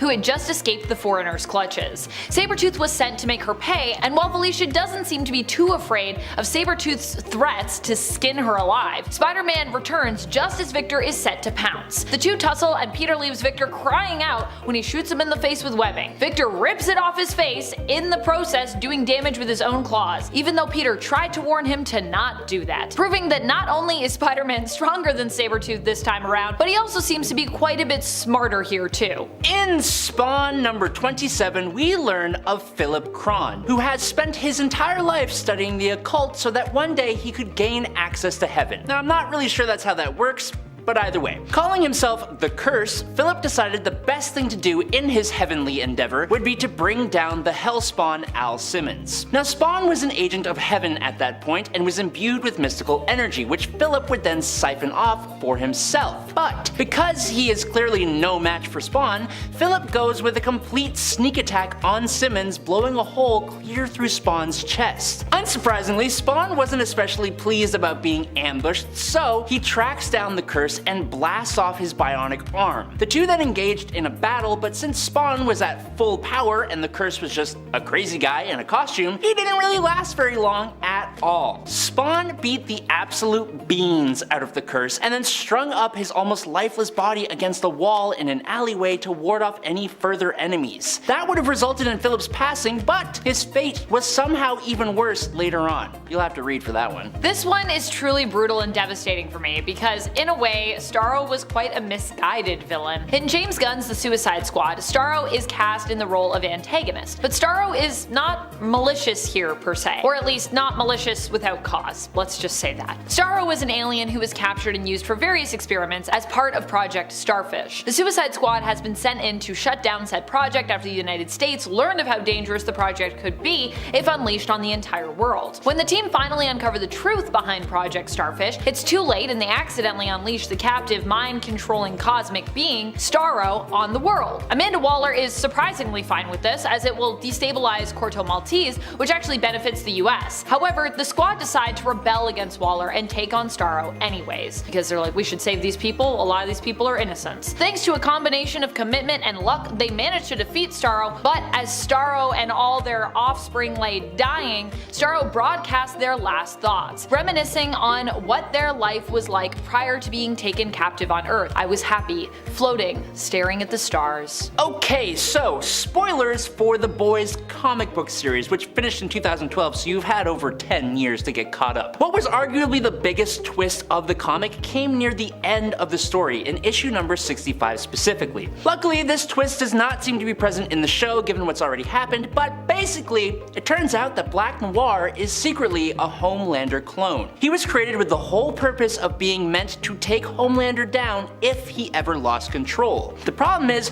Homelander enjoyed being a puppet for Vought International, and that put Homelander in their good graces, so he never ended up going rogue. This made Black Noir incredibly frustrated, as that was his life's only true purpose and he had been denied it for years and years and years. So, in the final issues of The Boys, after slowly watching Homelander grow more and more insane, he finally snapped and attacked the White House, taking out the president. This finally gave Black Noir the go-ahead to finally do what he was finally made to do finally. He shows up to go to the White House in the 65th issue, reveals himself as a clone, and then goes for an absolute slogfest against the completely shocked Homelander. They quite literally rip each other to shreds, with Black Noir coming out technically on top before he stepped out onto the front lawn, missing significant chunks of his body. This is when the US military, alongside Billy Butcher, brought this insane soup to his brutal end with some final blows from Billy Butcher's crowbar and his fist. Geist vs. Magneto has to be one of my favorite all-time short-lived and brutal villain versus villain fights. Though really, between them, it's pretty apparent that Geist is the real villain here, I think. Magneto ends up doing his best to catch Geist and ends up running into him after he escapes punishment in Terra Verde, in the late 80s Wolverine series. Magneto lures Geist out with a little mechanical toy and makes short work of him. While his fate isn't explicitly shown here, considering that Geist is a cyborg and Magneto is the master of magnetism, we can imagine how brutal this fight would be, yeah? And based on what we do see of what happens to the decoy robot toy I was talking about, it's probably not pretty whatever goes on off page. And we aren't done with Spawn. This time we're going to issue number 322. Essentially, there was this vampire named Paul, and he had taken a girl and he had been keeping her in his house for years and years. He's truly pretty despicable, and Spawn doesn't let that kind of thing slide. Spawn's anger and rage made him so powerful that none of Paul's attempts to stop the Hellspawn even fazed him, and Al quickly incapacitated the vampire using a horrifying amount of bugs. When Paul comes back to, he is chained up and it has been 5 days since the vampire last fed. On top of that, Spawn had controlled some roaches to go inside of Paul and eat away at anything that was keeping him alive. So this guy is starving. Spawn then lets a mouse go down a very skinny hallway and informs Paul that along with the mouse there is even more food for him at the end of the hallway, and he can either go down it or stay where he is and be consumed by roaches. As you can imagine, Paul chooses the hallway, but Spawn had also removed all the spikes from his costume and put them on either side of said hallway, so Paul has to be torn to pieces if he wants to go to get to the other side, all while the bugs are coming after him. But when he finally forces his way through, Spawn is waiting there with Paul's mistreated dogs, who have also not eaten in 5 days. Spawn gives Paul the key to the exit, which is back at the other end of the hallway, covered in spikes and hungry insects, and needless to say, Paul doesn't make it through. Bane had organized a prison breakout in a secret attempt, sort of, to exhaust the Batman, to wind him down and break him down, so now, when this worn down, caught off guard Batman watches as Bane pumps himself full of venom, the very thing that Bruce is also suffering withdrawals from, and is talking about how Bruce Wayne is just a mask, but a useless one, but his mask is very much useful, and then he's like, so you are familiar with venom, then you know what it can do. And he explains how his venom is way more potent, and then Batman gets a bit of a good speech, I'll give him that, it was pretty good, and he jumps into combat, and Bane's just nope, and he gives Batman an absolute thrashing, he's throwing Batman around and beating the tar out of the guy, and Batman is reliving all of his beatings up until this point, but they're nothing like this, and Alfred literally can't even handle it, and he goes crawling off to get the Bat family, and Batman is so exhausted that he can only try to dodge or just take the hits, but he goes to punch Bane, and it's nothing, and then Bane's you are already broken, and then Bane just wipes the floor, the ceilings, the walls with Bruce Wayne, breaks his back, and then he leaves him destroyed on the ground. It's sick, and it's sick and twisted, but it's awesome. Next up today, the Wolverine villain Cyber is, in my opinion, kind of underrated, but he's one of the only villains to actually terrify the mutant, with some adamantium-coated skin, toxic claws, and the power to track an individual's brain. Oh, and he's 9 feet tall and massive. In 1994's Wolverine number 79, Cyber is tracking down Wolverine in order to claim his adamantium bones, which he wants to then make a profit from. Unfortunately, at this time, Wolverine actually doesn't have the adamantium fused to his bones, so when the fight leads to him popping his bone claws, Cyber is a little bit disappointed. But instead of just walking away after this revelation, a cannon goes off nearby, and this gives Wolverine the opportunity to slash Cyber across the face. But as soon as the attack happens, Cyber catches Wolverine's fist, and in one stomp, he snaps Wolverine's claws in half. This event scarred Wolverine, but right after it, even made him question his ability as a hero without his adamantium. Marvel's Civil War number 2 is not the greatest, and it makes Captain Marvel, Carol Danvers, to be someone who is just pretty unlikable. She just makes really weird decisions that get people hurt badly, like taking her ultimates, admittedly a pretty powerful team, to take on Thanos thanks to an inhuman precognitive telling her that he will be there. Thanos shows up looking for the Cosmic Cube, which isn't actually on Earth, and Carol's tactic of just hit him as hard as you can, as fast as you can, probably sounds good, but it's also not really a plan at all. Carol absorbs an energy blast, the Human Torch is able to hit him with some fire, She-Hulk gets to pin him down, giving Carol and Dazzler the chance to blast him,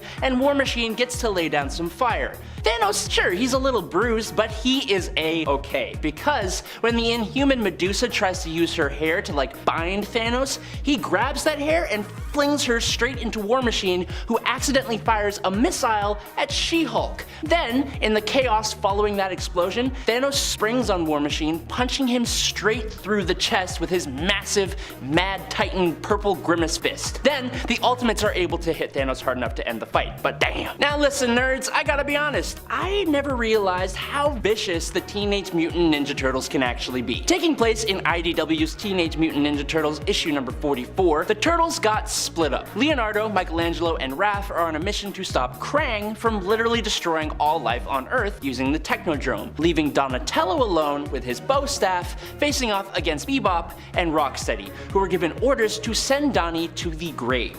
Now that bow staff gets maybe one hit in before Rocksteady uses a sledgehammer to send Donnie flying, and Bebop just snaps the staff in half over his knee. Even with some assistance from Metalhead, Donnie is still at a disadvantage, and as he tries to escape, he gets a TV chucked at him, and then he gets slapped across the face with a computer keyboard. Then the pair just go to town on the lone turtle before Rocksteady uses that sledgehammer to crack open Donnie's shell. It is brutal. Luckily though, they are called off before they can fully finish the job. In the Infinite Crisis event, Connor Kent decides to answer the door, only to find Superboy Prime, who is starting to go a little bit off the deep end, and he decides to explain how he is the one true superhero Superboy, and he wants to do that by fighting.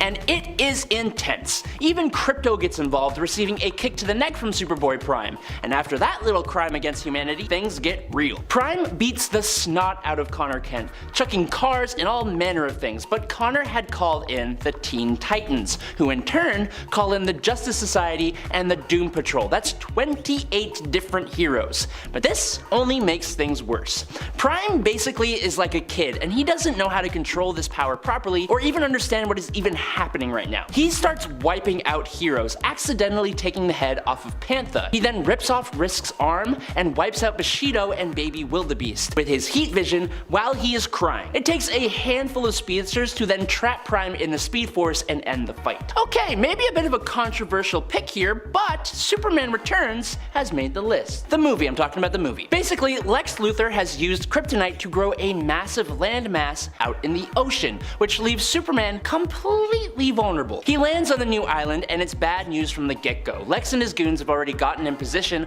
on this kind of Krypton-like island, but underneath, embedded into the rocks, is pure kryptonite. Tons of it. So it makes it incredibly easy for Lex Luthor to push Superman down these rocky stairs and then kick him while he's down, literally and figuratively. And then his goons start giving Superman this beating that actually kind of feels pretty scary and real, and I was like not expecting that at all. I don't think I've ever seen Superman so unable to do anything, and then Lex has like this sharp piece of kryptonite that he breaks off in this gasping for air Superman, who then falls off of a cliff. Moving on, John Walker, aka US Agent, is not the most loved character out there, but while he is a bit of like an anti-hero, he's still a hero from time to time.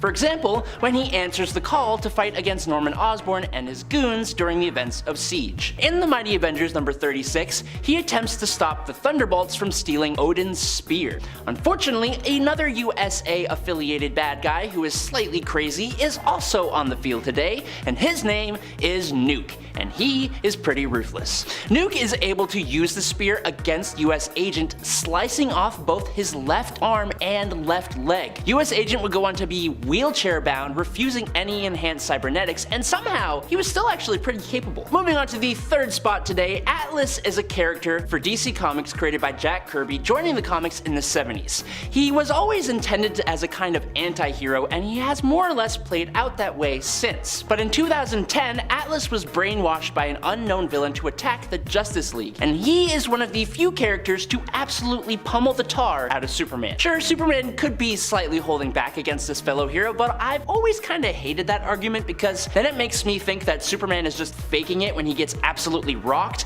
and I feel like that's not the case here. Atlas is taking Superman to the cleaners. They're going hit for hit, but Superman, even with help, he just can't take it, and Atlas eventually knocks him down to the concrete. Now, coming up second to last today, following the events of Original Sin, where Thor becomes unworthy to wield Mjolnir, Odin's son attempts to continue his superhero career in Thor #1. Now, unfortunately, it doesn't really turn out too well for him when the axe, Jarnbjorn, proves to be a pretty poor substitute for his mighty hammer. In battle with Malekith the Accursed and the Frost Giants, Thor has his arms severed off with his own axe, and he's left to perish at the bottom of the ocean. The new female Thor, who's actually Jane Foster, becomes the wielder of Mjolnir, and it is up to her to defeat Malekith. The original Thor does return with a new metal arm made out of black uru, and initially he wants his hammer back, but then he sees Jane Foster handling it pretty well, and he just decides to drop the Thor title completely and just goes by Odin's son instead. The man was crushed. And finally, in the infamous A Death in the Family story, DC not only slew a Robin, but they did it in the most disturbing way they could have. Jason Todd had disobeyed direct orders from Bruce Wayne to not go near the Joker.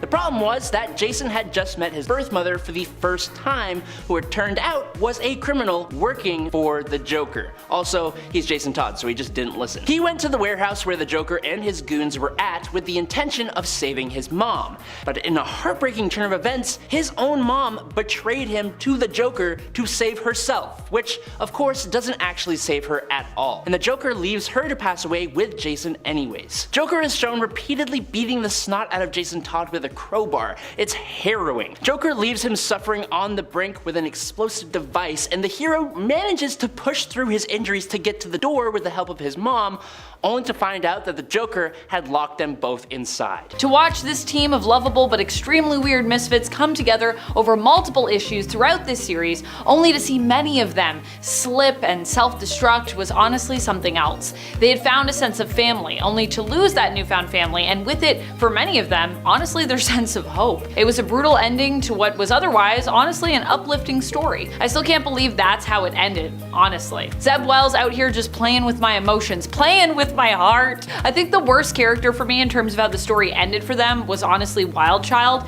who basically decided to just accept that like he didn't really belong anywhere and submitted to being in a medicated stupor. It really was tragic. What stories have moved you emotionally? For me, Wildchild's and the Hellions ending overall just literally brought me to tears. I actually struggled to read the pages. That's how much I was crying at the end of this series. It was really heartbreaking and really brutal. This is a traumatic one, or at least it probably was a traumatic one for Wolverine at least. Yep, we're talking about that moment. The moment when Wolverine was permanently separated from his adamantium. What are we talking about here? Divorce, babe. Divorce. Wolverine was divorced basically here from his adamantium, something that initially in the comics was suggested to be part of his mutant power. However, over time, of course, we'd come to learn that the adamantium-coated skeleton that he had, his claws, was not necessarily inherent, but was instead put in place by Weapon X. He did have claws, but they were just bone claws, and then Weapon X basically modified him and coated his whole skeleton in adamantium. When the X-Men faced off against Magneto in space, Magneto used his magnetic mutant powers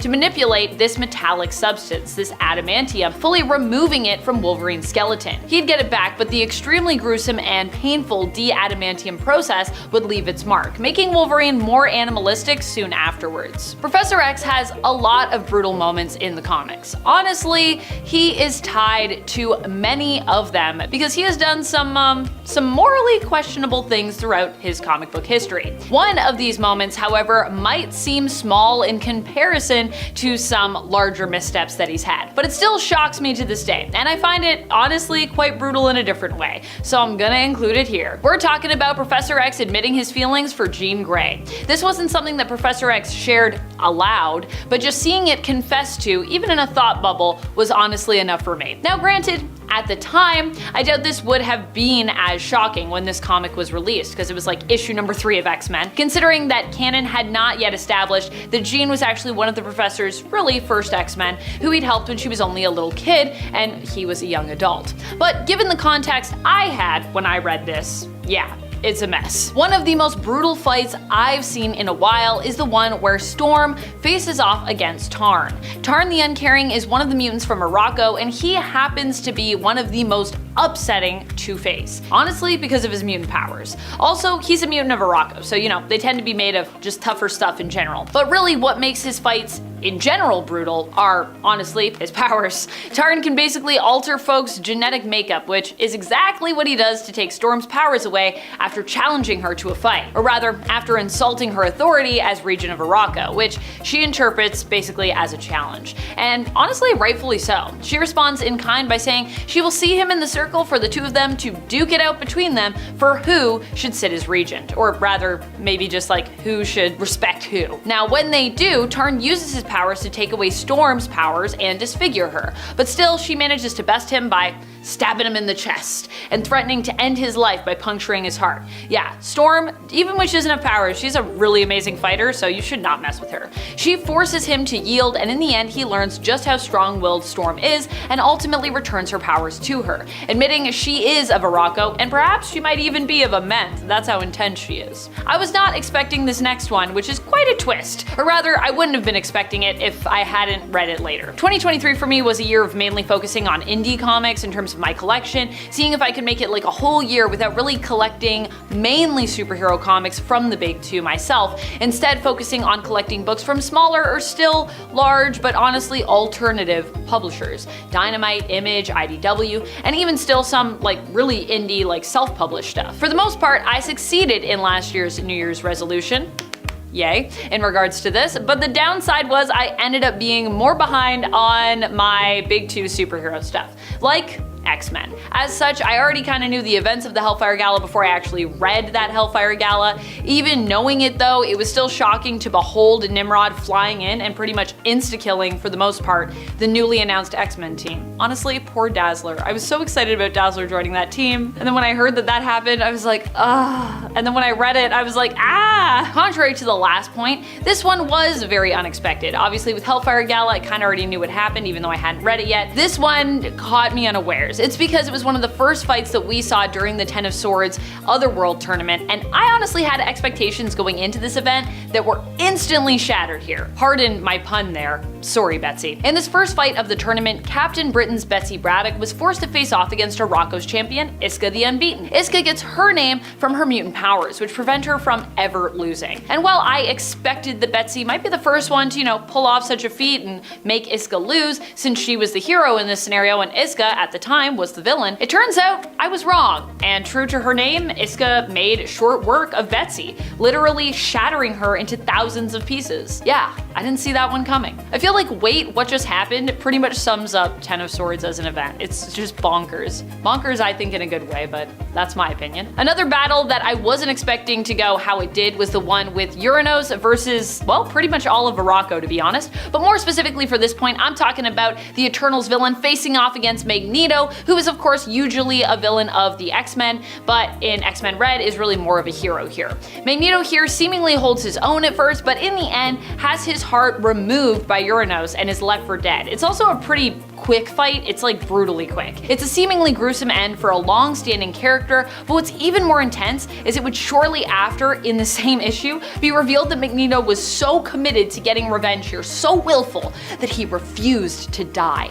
using his powers in place of his heart to move his blood through his body and will himself to keep going so he could live to get revenge on Uranos for what he had done to mutant kind and planet Morocco. Heartless Magneto is scary Magneto. This death of a character I'm about to touch upon though is an honest real one. Synch was long dead up until recently in the comics. Thankfully, he was one of the first that the mutant nation of Krakoa brought back, prioritizing his resurrection so that he might be acclimatized and prepared for his mission in the Vault, alongside Darwin and Laura Kinney's Wolverine. Before his mission there, however, which he miraculously survived, he gave his life to protect others when Emma Frost's school for young mutants was attacked. This was his previous death. Tragic. Generation X, let's go. What makes his death in Generation X even more brutal is the fact that Synch gave his life to basically save other human kids who also attended the school, even though many of the human kids there were pretty unkind to the mutant student body they were forced to share the school with. Another heartbreaking defeat that I found to be extremely shocking and brutal was the loss of Captain Kate Pryde. And Lockheed, poor Lockheed, though fortunately Lockheed, his life was not lost. We must protect Lockheed at all costs. This all went down in the first volume of Marauders, a series that constantly pushed the envelope I felt for what we expect of these characters while also staying true to them. Kate was the leader of this new Marauders team, making her pretty much the main character of the series, so seeing her lost at sea at the hands of Sebastian Shaw was devastating, especially when you consider this happened only in issue 6 of this series. Yeah, just taking everything we thought we knew about what was going on and flipping the script. While a lot of the times we talk about the events of House of M and M-Day as being like the worst things mutants have ever lived through, there was a moment that was even more a brutal loss for Marvel mutants in comparison, I'd wager. One that also cost millions of lives. Millions of lives. I think actually M-Day only cost million, and not even lives, just depowering individuals. But in this case, these people were wiped off the face of the earth. Cassandra Nova returned to get her revenge and ended up killing Donald Trask III in one of the most disturbing ways I've ever seen in a comic, while also merging with him, able to use his voice after his death to command the Master Mold and Sentinels. During the E is for Extinction story, Nova unleashed these Sentinels on Genosha, resulting in what we refer to today as the Genosian Massacre, which cost mutant kind an estimated 16 million lives. Yeah. Doing far more damage than M-Day and making M-Day even more devastating as a result when it did happen, since the mutants' numbers were already severely reduced going into the House of M event because of course, the Genosian Massacre. Like if the Genosian Massacre hadn't have happened, we would have had more mutants even after M-Day because there'd just be more people in general. So even though many of them would have been depowered, we still would have had a lot left. Captain Marvel and Thor once fought each other across the earth, leaving destruction in their wake. Captain Marvel entered her villain era against her will. She was captured by Vox Supreme, a villain, and they forced Carol to go and take out all the Avengers so Vox could harness their power. Thor was literally minding his business, hanging out, when Captain Marvel came out of nowhere to attack him. The two heroes ended up literally fighting across the earth. Thor is super confused because this was truly random from his point of view. He literally did nothing to Captain Marvel. Unfortunately, evil Carol does win and Thor's head is given to Vox. But we got pranked! Turns out it wasn't actually Thor, it was a clone of Thor. Captain Marvel couldn't just attack her friends, so she hid the real Avengers in a pocket dimension and then would just take out old clones. The Avengers were safe, Vox was happy, it worked. Vox was defeated when Captain Marvel trapped him in a coffin. Literally. Ultimate Captain America got his revenge on a Chitauri that was disguised as a Yahtzee with an N general that the Captain met during World War II. It sounds like a lot because it was. Obviously, Captain America hated the general, no matter if he were the actual human or the alien. So when the guy appeared in the modern day while the aliens were invading Earth, Cap got the chance to get some long-awaited revenge, and he took that chance. The fight was fiery, literally, and gruesome. The alien was putting in the work and nearly won, but then just had to mock the Captain and tell him to say, "I surrender." Captain America doesn't say those words, and the burst of anger gives Cap the upper hand. He managed to get the alien under him and used his shield to make the alien's chest into two pieces. Pretty much anytime Deadpool is involved in a fight, it gets ugly, and his brawl with the Hulk is no different. Deadpool Volume 3 Issue 4 features Wade Wilson receiving some pretty bad medical news. His healing factor isn't working as good as it used to, and it's getting worse every day. His healing factor is the only thing keeping Wade alive because he has a very serious form of cancer. The fix lies in radiation. Deadpool's cellular degeneration was slowed down due to the high amounts of gamma radiation in him. To make the process work as fast as possible, it would be best if Wade got gamma radiation that was already attached to an organic base. The Hulk has lots of gamma radiation and he has the organic base flowing through his veins, so Deadpool heads out to find the Hulk to get his cure. Deadpool does come in with a bang and the Hulk doesn't want to cooperate, so the two start fighting. What makes the fight so hard is that the Hulk doesn't really bleed. Deadpool tries almost everything and nothing works until he grabs a very broken, very sharp pipe. If it works, but I imagine it also probably hurt. Captain America Civil War the movie was a hard watch for MCU lovers. There were lots of politics and moral dilemmas in this movie that weren't always there in past movies, plus all our favorite heroes were fighting each other. For some people, that was great, getting to see how the heroes could hold up against their own teammates. For others who just wanted to see them as one big happy family, this was the worst. There were a few bonuses to the fight, I will admit. Spider-Man appeared for the first time, some Avengers joined the team that we hadn't seen in an Avengers movie before, but we also got that fight between Captain America and Iron Man that messed up the MCU. Bucky Barnes is Captain America's BFF. He was captured by Hydra, brainwashed, became the Winter Soldier, then while brainwashed, he took out Tony's parents. Tony finds that out pretty much in the middle of the Civil War. They had already been fighting about something else, so Tony doesn't take watching the tape of his parents' demise with the person who did it right next to him. He doesn't take that very well. But Steve Rogers can't let Tony just attack his best friend, so him and Tony battle it out. It's messy, the gloves are off, Tony has to watch Cap literally smash what was once his heart. Steve leaves his shield. It was awful. It made everything awful later on too. Wolverine once had to put an end to his own kid, and it was tough to watch. Wolverine had a son he didn't know existed named Daken. Daken hated Wolverine because he abandoned him as a child. His son is determined to get his dad back, and it was his demise. You can't go up against Wolverine. He has the ultimate healing factor and plot armor at his defense.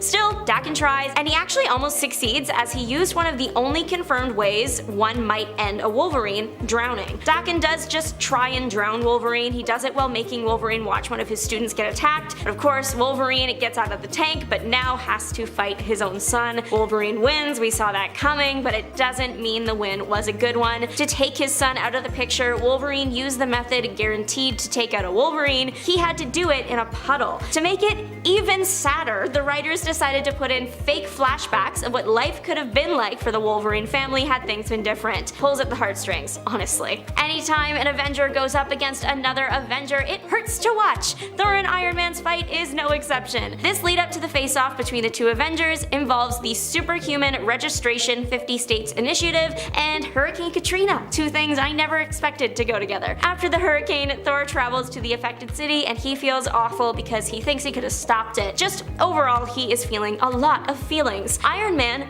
also shows up and decides that now is the time to tell Thor he will be persecuted if he doesn't work for the government based on that new initiative. Tony really does think he is a god sometimes. As much as I love him, Tony needs to realize that he is powerful but also mortal, and pushing the buttons of an actual god is not always the right move. Thor puts Tony in his place by hitting him with some lightning and then crushing his armor a bit. It's a reminder that even with all the fancy tech and money, Tony is still just a guy. The 2023 Hellfire Gala ended in disaster and a Nimrod ruining the party. Literally, Nimrod showed up and eliminated a bunch of X-Men, including the new X-Men lineup. So Nimrod is on a rampage. Iceman steps in to show off his Omega level mutant powers. He's giving everything he got and would have taken the fight, but his ice ended up being his demise. Nimrod melted him. How do you even recover from that? Obviously Iceman did, but even just your ego, how do you nurse a wound like that? Iceman did lose the ability to stay in a physical form long term and now lives in the Arctic. Spider-Man once had to face off against the Sinister Six in his own neighborhood after already being seriously wounded. In this case, we are looking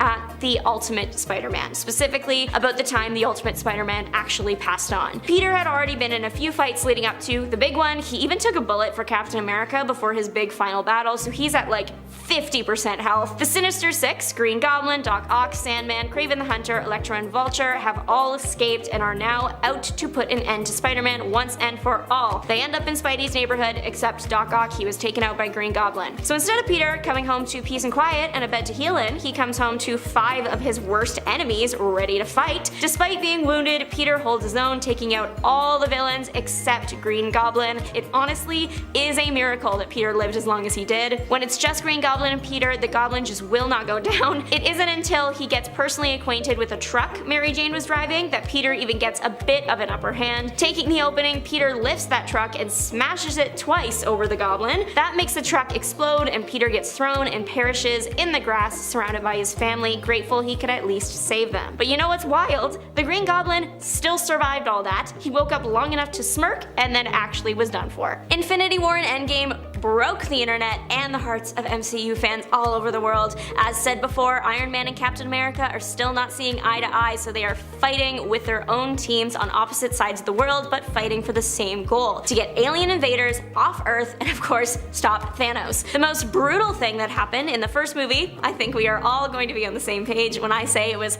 half the world's population turning to dust and the Avengers actually losing. Other horrible things to note though: Vision essentially getting his brain taken out by Thanos, Tony and Nebula getting stuck in space, and Gamora was thrown off a cliff. Then we got hit with Endgame and everything got better and also worse. Tony is rescued from space and tells off Steve, and then they decide to be friends again because the world can only survive if they are. The team decides to use time travel to fix everything, and it works. The world is saved at the expense of Steve Rogers' younger years, Black Widow, and Iron Man. One thing about me is if you get me talking about Iron Man's death long enough, I will cry, so we are going to move on. That time when Magneto went up against the X-Men that resulted in him ripping the adamantium off Wolverine's skeleton was one of the most disgusting things I've ever seen. Wolverine's healing factor can make him come back from almost anything, but it was suggested that without outside intervention, it wouldn't have been able to help him with that big of a wound. Jean Grey had to hold Wolverine's body together telepathically so he would survive. This brutal fight went down in X-Men 25. It started because the US activated the Magneto Protocol. It puts a shield around the world that makes it impossible for Magneto to use his powers on Earth. Magneto didn't appreciate that, so he sent a pulse wave down to Earth that made pretty much all technology useless. You knew this fight was going to get ugly because Professor X gathered up all the X-Men to fight, and he was going in with intention. Him and Jean go into Magneto's mind to make him relive all his past trauma, and Magneto has a lot of that. They did it to weaken him from the inside, but it actually just made him more angry, and then he ripped the atom off Wolverine. Solid 0 out of 10 experience for everyone involved. Kicking us off today is Marvel's Civil War event. This whole event kicked off because of a guy named Nitro. This villain has the power power to explode, and when he did this, hopped up on a new substance, he wiped out the entire town of Stamford, Connecticut. This split the entire superhuman community down the middle, with Tony Stark leading half of them under the idea of superhuman registration, and Captain America leading the other half who opposed this. Wolverine partnered up with the former, and he was given a very specific task: to track down Nitro and bring him to justice. But when Wolverine actually managed to track the guy down, the villain did what he does best: explode. And when it happened here, he managed to completely incinerate Wolverine down to his shiny adamantium bones. But speaking of Wolverine's shiny bones, they did in fact lose their luster at one point, and that was more than brutal enough for this list. In the 1993 crossover event Fatal Attractions, Magneto was offering mutants sanctuary on his ship, the Avalon, and recovering from the legacy virus he was planning to completely wipe out humanity, being opposed only by the X-Men. Xavier, in a special Shi'ar suit, leads the fight against Magneto on Avalon, and Magneto holds everyone off until Wolverine gets the drop on him. Wolverine makes it really close, slicing Magneto across the chest just a little bit too close for comfort, and this pushes Magneto over the edge. He basically turns the adamantium on Wolverine's skeleton into liquid and quite literally pulls it out of his body. It's gruesome. But there is actually more than one character to take on the Wolverine name. X-23's origin story was told in the 2004 miniseries X-23 Innocence Lost, which takes Laura Kinney from conception to independence, and man does she go through the ringer. Laura, unlike most of the other mutants, was created in a lab. This lab was called the Facility, and it's where attempts were being made to clone Wolverine/Weapon X from a recovered sample of his own DNA. The problem is that the sample was incomplete, resulting in constant failures. It was the work of a brilliant geneticist named Sarah Kinney that finally made the project a success when she combined her own DNA with that of the sample to create a genetic replica with near identical powers to the original Wolverine. This clone became labeled X-23, but Sarah secretly named her Laura. X-23 was trained from birth to be an assassin, treated fairly extremely and exposed to a trigger scent that would cause her to lose all control and give in to a brutal rage. The organization used this trigger scent to have her wipe out her sensei, as well as to make money off of her as an 11-year-old super assassin. Now eventually her mother, for lack of a better term, realized that she needed to free Laura. Plus, she also learned that the facility was creating more clones, intending to train them in the same way, and she decided that she needed to take them all out. Thanks to Sarah, X-23 managed to destroy the facility and the clones, but as she escaped, she discovers that the facility have put the trigger scent on her own mother. Sarah ends up being taken out by Laura herself, passing away in her arms before X-23 finally gets to escape. But if we really want to dive into the brutality of Wolverine, we can look directly at Weapon X. A large chunk of Wolverine's life was spent being forced to work for the ultra-shady government group known as Weapons Plus/Weapon X. They are the ones that gave Wolverine those shiny adamantium bones that we talked about at the beginning of the list. Not only did they force Wolverine and many others into nasty experiments to create super soldiers, they then hired out those super soldiers to the highest bidders, brainwashing these people into committing terrible atrocities. For example, Wolverine was forced to steal a boy named Frank Simpson and begin programming him to turn him into an enhanced killer. But then later on in life, Wolverine came across Frank in Vietnam as a soldier, and their interaction was anything but pleasant. Wolverine basically put Frank through the ringer, physically and psychologically breaking him to the point that Frank became a killer and started going by the name Nuke, which is when he became a Daredevil villain. Now, while Wolverine spent time on the X-Men team, he came into contact with one Dr. Hank McCoy, aka Beast. Hank is one of the 8 smartest people in the world, and being smart in comic books seems to be a pretty easy path to being morally dubious. Don't get me wrong though, Wolverine is not a Boy Scout by any stretch of the imagination, but he still holds on to his morals, for the most part. Wolverine and Beast were actually friends, and Beast stuck with Wolverine during the Schism event, and he was also on the side of the Avengers with Wolverine during the Avengers vs. X-Men event. But people change, and Beast is absolutely one of those people. In order to deal with external threats to the new mutant nation of Krakoa, Beast has taken a position as the chief of the intelligence agency X-Force, which has almost completely cost him his morality. McCoy has chosen some questionably authoritarian actions to guarantee the Krakoa Krakoan sovereignty, like sabotaging the country of Terra Verde, squirreling away funds to open a space station prison, and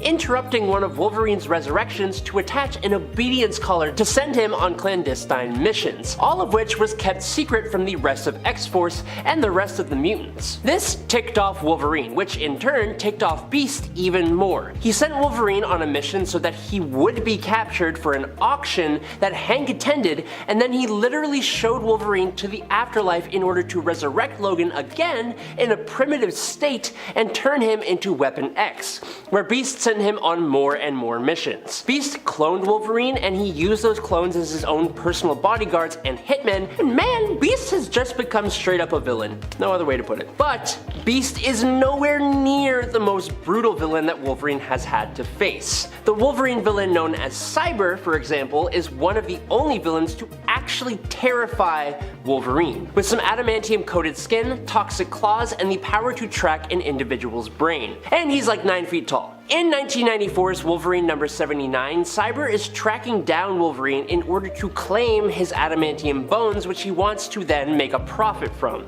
Unfortunately, at this time, Wolverine actually doesn't have his adamantium bones because Magneto took them away. So when the fight leads to him popping his bone claws, Cyber is a little more than disappointed, but instead of just walking away after this revelation, a cannon just goes off in the distance, and this gives Wolverine the opportunity to slash Cyber across the face. But as soon as the attack happens, Cyber catches Wolverine's fist, and in one stomp, he snaps Wolverine's claws in half, very much like Sabretooth did in Wolverine Origins, like the movie. That event scarred Wolverine, but right after, it made him even question his ability to be a hero in the first place. But moving on from that, the Thing is one of the most powerful heroes in the Marvel Universe, able to stand toe-to-toe with the Hulk in battle. He and Wolverine have had their scrapes, and most of the time, Logan's been on the losing side. In one little altercation taking place in Fantastic Four 1961, issue 374, Wolverine, Ghost Rider, Professor Hulk, and Spider-Man, who had previously taken the place of the Fantastic Four, were hunting for Johnny Storm, who had accidentally destroyed part of Empire State University. Now this led to an altercation between the four heroes and the Fantastic Four, but when Wolverine went to attack Susan Storm, Ben Grimm grabbed the Canadian and slammed him into the ground, calling him an arrogant little creep, because that's just what he does. But Wolverine, in his rage, used all of his might and he slashed Ben across the face, disfiguring the character in a huge way. Now the Thing got his payback as he yelled, "You frickin' little psycho," and then he whacks Wolverine with one punch, sending him flying through a bunch of buildings, but this actually scarred the Thing so bad that it had lasting effects throughout the comics. The post-apocalyptic world featured in the Old Man Logan storyline is one of the best things that Marvel has given us. But it's also one of the most brutal settings they've ever created. It all came to be when the villains decided that instead of fighting their usual villains, who they always lose to, they would instead put themselves up against whatever hero they were actually best suited to face. Now in the case of Wolverine, who is the main character here, that happened to be Mysterio. Mysterio is a master of creating illusions that trick even the senses, and he is almost always defeated by Spider-Man because of his spider sense. But for Logan, his super senses are one of his key traits, so when Mysterio uses his illusions to trick those senses into believing that the X-Mansion was being attacked by Doc Ock, Ulysses Klaue, Strife, and a whole squad of powerful villains, Wolverine believed it wholeheartedly and he held nothing back. Using his claws, he cut through the villains like butter. With all the other X-Men nowhere to be found, it was Wolverine versus everyone, and he was taking 40 different villains to the grave. It was insane. When he finally took down the last one, who was Bullseye, the illusion actually lifted to reveal that these villains were in actuality all his fellow X-Men, who were just caught completely off guard by the sudden attack from one of their own. Now there are a few different characters who often appear in the Wolverine circle, the Wolverine family, you could call them if you wanted to, but if we are counting down a list of brutal moments for the character, then there is one person in particular who needs to be talked about, and his name is Sabretooth. Sabretooth. Victor Creed seems to be bad simply because he enjoys it. As a kid, he took the life of his older brother Luther over a piece of pie, and was absolutely ruthless to his younger brother Saul, who he would make a habit of putting a beatdown on, particularly on Saul's birthday. When his mutant powers manifested, it only made bringing harm to others even easier for him, and he eventually took out his own father before going on a rampage through 3 Canadian provinces at just 13 years old. He would become a bit of a wanderer throughout his life, moving from different careers that allowed him to take advantage of his power in order to spill more blood. Now, he eventually turned his savagery towards Wolverine, who happened to have taken the life of Saul, Sabretooth's younger brother. Sabretooth, in a really sick way, replaced Saul with Wolverine, making it his goal to make Wolverine's life a living hell. On every one of Wolverine's birthdays, he would beat Wolverine to within an inch of his life, and anyone Wolverine welcomed into his life, like those he would fall in love with, also became Victor's newest victims. And speaking of that, Sabretooth doesn't only try to ruin Wolverine's life on his birthdays. Anyone in Wolverine's life can become a target for Sabretooth, and Daken was Wolverine's son, born from Logan's marriage to a woman named Itsu, and the boy inherited his father's mutant abilities, but none of his morality. So, in an attempt to gain revenge on his father, Daken teamed up with Sabretooth and the group known as the Red Right Hand, and the group's battle with X-Force culminated in Logan having to take the life of his own son. But with the powers of Wolverine, this is obviously no easy feat. Most people believe Wolverine is practically unkillable, but this is actually not entirely true. He does have 1 or 2 foolproof ways to bring him down, and one of them is water. With Daken leaving his pops no choice, Wolverine is kind of forced to hold his son face down in a puddle until he stops breathing. This moment is intercut with these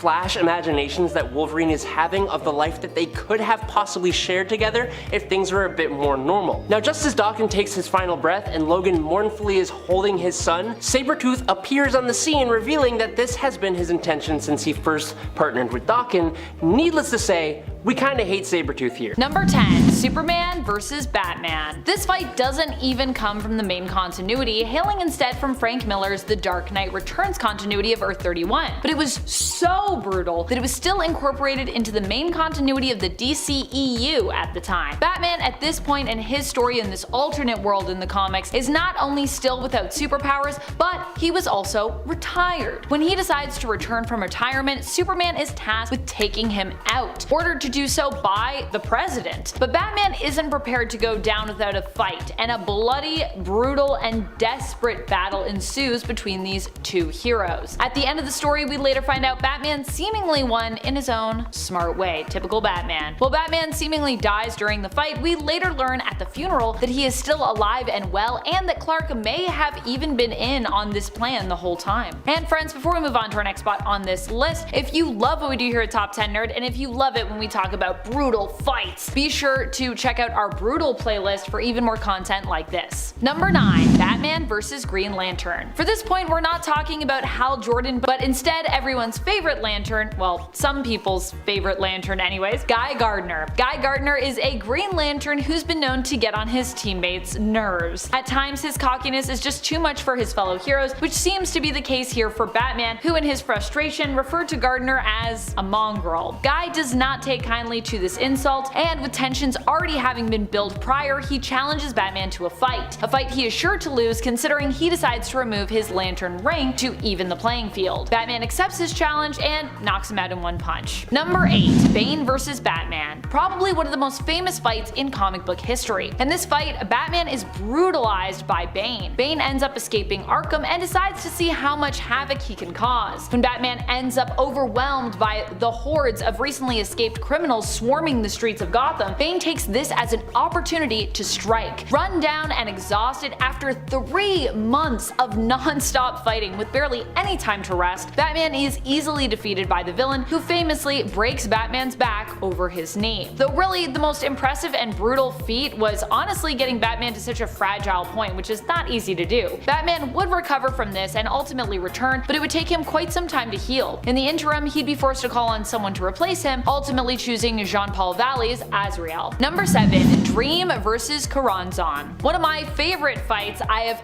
ever read in any book, comic, or otherwise, happens, of course, in the Sandman series. This fight happens during the first main arc in the Sandman comic series, when Dream is tasked with reclaiming his symbols of office. In order to get back his helm in the comics, he must journey to Hell to battle and defeat the demon currently in possession of it, one of Beelzebub's, a demon named Choronzon. This battle is described as being the oldest game, that of basically imagining. One can lose through hesitation, inability to take up a solid defensive stance, or lack of imagination. Choronzon conjures up the anti-life in the hopes of finally beating Dream after a long fight. Initially badly beaten by Choronzon's move, Dream does end up winning in the end, proving himself the epitome of imagination, as what else are dreams really, by conjuring up the concept of hope. Number 6. Batman and Robin vs. Green Lantern. Oh boy, what can I say about this one? Well, it comes from Frank Miller's all-star Batman and Robin, so I think you can imagine how it goes. I will say Frank Miller is like the king of brutal fights, I would say, in comics. Yeah, all-star Batman and Robin is honestly, it's an experience. If you want to check it out, all the power to you. In issue number 9, Green Lantern comes to try and tell Batman he's taken things too far, warning him that he's putting people in danger and imploring him to please stop. Seemingly, Hal's house call is triggered specifically by the fact that he's accusing Batman of kidnapping Dick Grayson, who he does not know but suspects is Batman's sidekick, Robin. Batman doesn't want to hear it and blatantly denies Hal's accusations, even though, as we know, they are true. As we can see from the beginning of the issue, Batman has also been preparing for Hal's arrival and for this specific confrontation by painting everything yellow. Needless to say, it doesn't go well for Hal. Number 5. Bane vs. Alfred. What could possibly be worse than the loss of Batman's parents when he was young? How about the loss of his confidant, his butler, and the person who, for longer even than his own parents, has honestly been a parental figure to him, Alfred? I don't think it gets much more brutal than this. While the death of Batman's parents is obviously very tragic, Alfred was there to help pick up the pieces afterwards and in essence help to raise the boy even before his parents passed. He was probably one of the closest people to Batman. Alfred was shockingly killed by Bane after being kidnapped by the villain. When Damian Wayne didn't take Bane's threat seriously and set out to save Alfred, Bane responded in kind by ending Alfred's life. Not only is this brutal for Alfred, obviously, but this was all part of Bane's greater plan to basically break Batman again, but this time psychologically. Number 4. Joker vs. Batman. Not just any Joker either for this point. We're talking about Emperor Joker. This is an extremely powerful version of the Joker if you aren't familiar with him. He basically gets 99.99% of Mr. Mixie's Piddle's power after tricking him out of it. Mr. Mixie was going to give Joker only 1%, but as I said, he was tricked out of basically almost all of his power instead, which is, I imagine, what would happen if you're trying to make a deal with the Joker. The Joker uses his newfound power to do a bunch of brutal things, one of which is tormenting Batman on a daily basis before killing him each and every day, only to resurrect him, bringing Batman back so he could of course do it all again. This was so traumatic for Batman that eventually when Superman does manage to use Batman's existence to basically defeat the Joker, restoring the world to normal, Superman is forced to take Batman's memories of the daily torment actually from his mind. Otherwise, Batman would actually have been unable to operate as a hero because this experience literally breaks him. Number 3. Superman vs. Lois Lane. This one really is a brutal beatdown, and it's not one that's intentional, FYI. It's hard to read and honestly helps to justify most of Superman's actions, at least at the start of the Injustice Elseworld story. At the start of Injustice, Joker and Harley Quinn end up manipulating Superman into basically killing Lois, by making him think he's fighting Doomsday. In doing so, they not only have Lois killed, but also her and Superman's future offspring, and all of Metropolis gets blown up too. Unsurprisingly, Superman does not take this very well and ultimately becomes corrupted by the pain of all this loss. Number 2. Damian Wayne vs. Damian Wayne. Batman has lost a lot of Robins over the years and a lot of adopted sons, but Damian Wayne is his biological heir, the son of Bruce Wayne and Talia al Ghul. He was raised by Talia and the League of Assassins without Batman even really knowing of his existence until years later when Talia just dropped him off on Bruce's doorstep. Initially, the two did not get along very well. Damian insisted insisted on killing their enemies as he'd been trained to do his whole life. But eventually he did come around and began to see the value in his father's approach to fighting crime, respecting it and even honestly admiring it. Just as their relationship began to evolve into something more resembling a true father-son connection, Damian was tragically killed by the Heretic, a death that Batman can't even bring himself to avenge when he realizes that the Heretic is Damian's clone. Number 1. Mera vs. Aquaman. Mera and Aquaman are often presented as being romantic partners and sometimes as a crime-fighting Atlantean duo as well. However, this doesn't mean they never fight, especially when things get really comic booky. And during the Blackest Night, things did get really comic booky and they actually had some really good reason to fight. At that time, Aquaman had been possessed by the Black Lanterns, joining their forces, and Mera was driven into a rage by the death of last standing family member Tempest, causing her to become a Red Lantern. One of the coolest bits of character development for her, which allowed Mera to really tap into, I would say, years of bubbling rage. Talk about a woman and her power. During one page in Green Lantern issue number 50 from the 2005 volume of the series, Mera takes on the deceased Aquaman, and when he attempts to emotionally manipulate her to basically win her over, trying to distract her from her rage by attempting to bond with her over the loss of their son, ultimately it fails. Mera frightens him off masterfully by responding, "I've never wanted children," before seemingly defeating both of the undead that are confronting her here with her liquid napalm blood. Number 10. Punisher vs. a criminal. This is going to be an interesting one to try and describe. This devastating beatdown comes from Punisher Max issue number 28. If you don't know Punisher Max and you like brutal moments and storytelling, this might be a series for you to check out. In issue number 28 of the series, before he gets to the head of a criminal operation that he's in the process of stopping, Frank deals with the son of the operation's head, Christu, attempting to get information from him on his father, Tiberiu, and their associate, Vera. He attempts to get him to talk by seemingly numbing him and then using his organs as basically decor for a tree. We don't know of Christu's fate, but I can't imagine it ended well for him, knowing how Frank usually deals with criminals. Although he did promise that if Christu gave him the information he was looking for, he'd actually be okay, and Frank would use his medic training and knowledge to save his life. Though I personally wouldn't trust that knowledge myself if it was Frank Castle and he did that to me. Next on the list is the Hulk versus the Sentry. Okay, this is one of the craziest throwdowns in Marvel history. This one takes place in World War Hulk number 5. So picture this, the Hulk, fueled by rage, obviously, returns to Earth ready to serve some serious payback to those who banished him from the planet. On the flip side, we've got the Sentry, this hero who's holding back because he's terrified of the enormous power he wields. Basically like the Marvel equivalent of Superman here. When these two finally face off, it was like fireworks on the 4th of July. Explosions, chaos, destruction everywhere. The Sentry unleashed his powers, sending the Hulk flying through buildings like they were made of cardboard. But you know the Hulk, he's tough as nails, so he took these hits and dished them right back like a Titanic game of ping pong. Now what's mind-boggling here is the sheer power they both brought to the table. They clashed so hard that their energies actually canceled each other out, reverting them both back to their normal human forms. But in the final moments, it was the Hulk who landed the knockout blow on the Sentry. Now even after this fight, the Hulk, still seething with anger, almost tore New York apart just by taking a step. That's how crazy powerful he was, even after tangling with Sentry, so it's kind of safe to say that the Hulk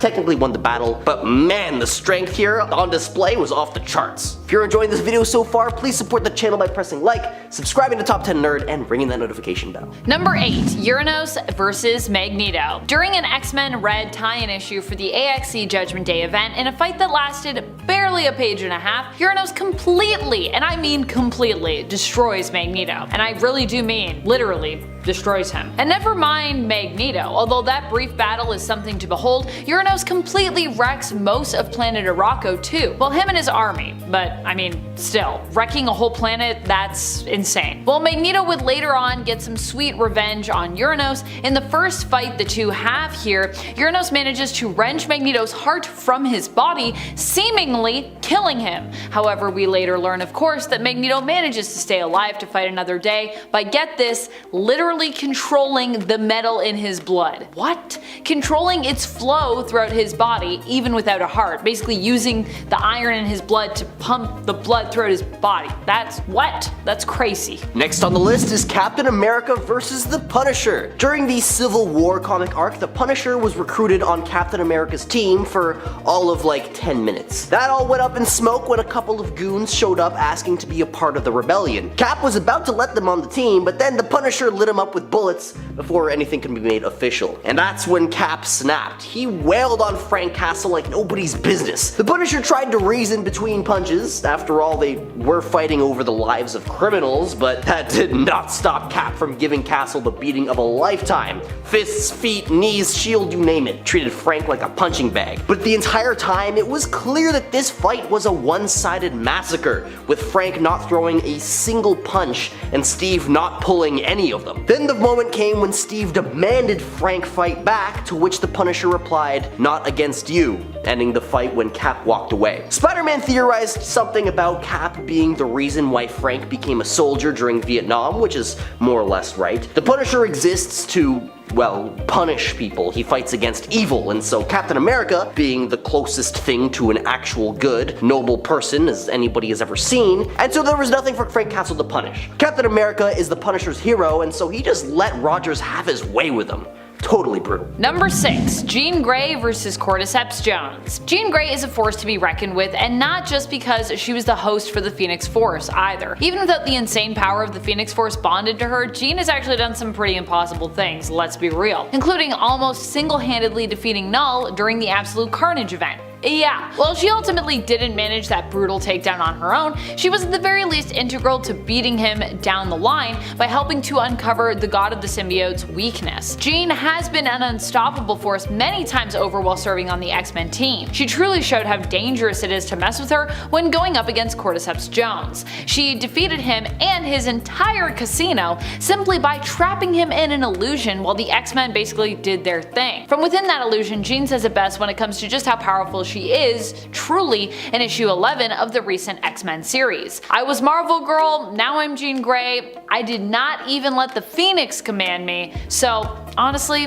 what chance do you have? Next on the list is Null versus the Sentry. In King in Black #1, Null shows up on Earth with an army of symbiote dragons, and the Avengers are all like, oh boy, we're in trouble. The Avengers try their best to fight back, but Null is just on another level. On top of the symbiote freaking dragons, he brings these huge celestials covered in symbiotes and goes after Earth, saying he's looking after a guy named Dylan Brock. Even when the Avengers try to bring in the Sentry, their big gun, Null straight up tears him apart and absorbs his insane powers. It's a shocker because Sentry is a powerhouse. I mean, this guy's strength is off the charts, like millions of exploding suns strong. In fact, the dude has ripped gods in half himself. So for Null to just dismantle him like he's nothing, and then to make matters worse, Null covers the Earth in symbiotes, blocks out the sun, and plunges everything into darkness. This Null dude is no joke. He proved he's basically the strongest being in the whole Marvel universe, and taking him down is gonna be one seriously tough job. Number 4. Sentry versus Ares. Speaking of people ripping each other in half, Sentry is the greatest hero that Earth forgot. In the Marvel universe, as AJ was saying, he's basically like the Marvel equivalent of DC's Superman, but quite a bit more messed up when it comes to his origins and at times his approach to fighting baddies, to be honest. In fact, Sentry himself isn't only one of Earth's greatest and most powerful heroes, he's actually also one of its most powerful and terrifying villains,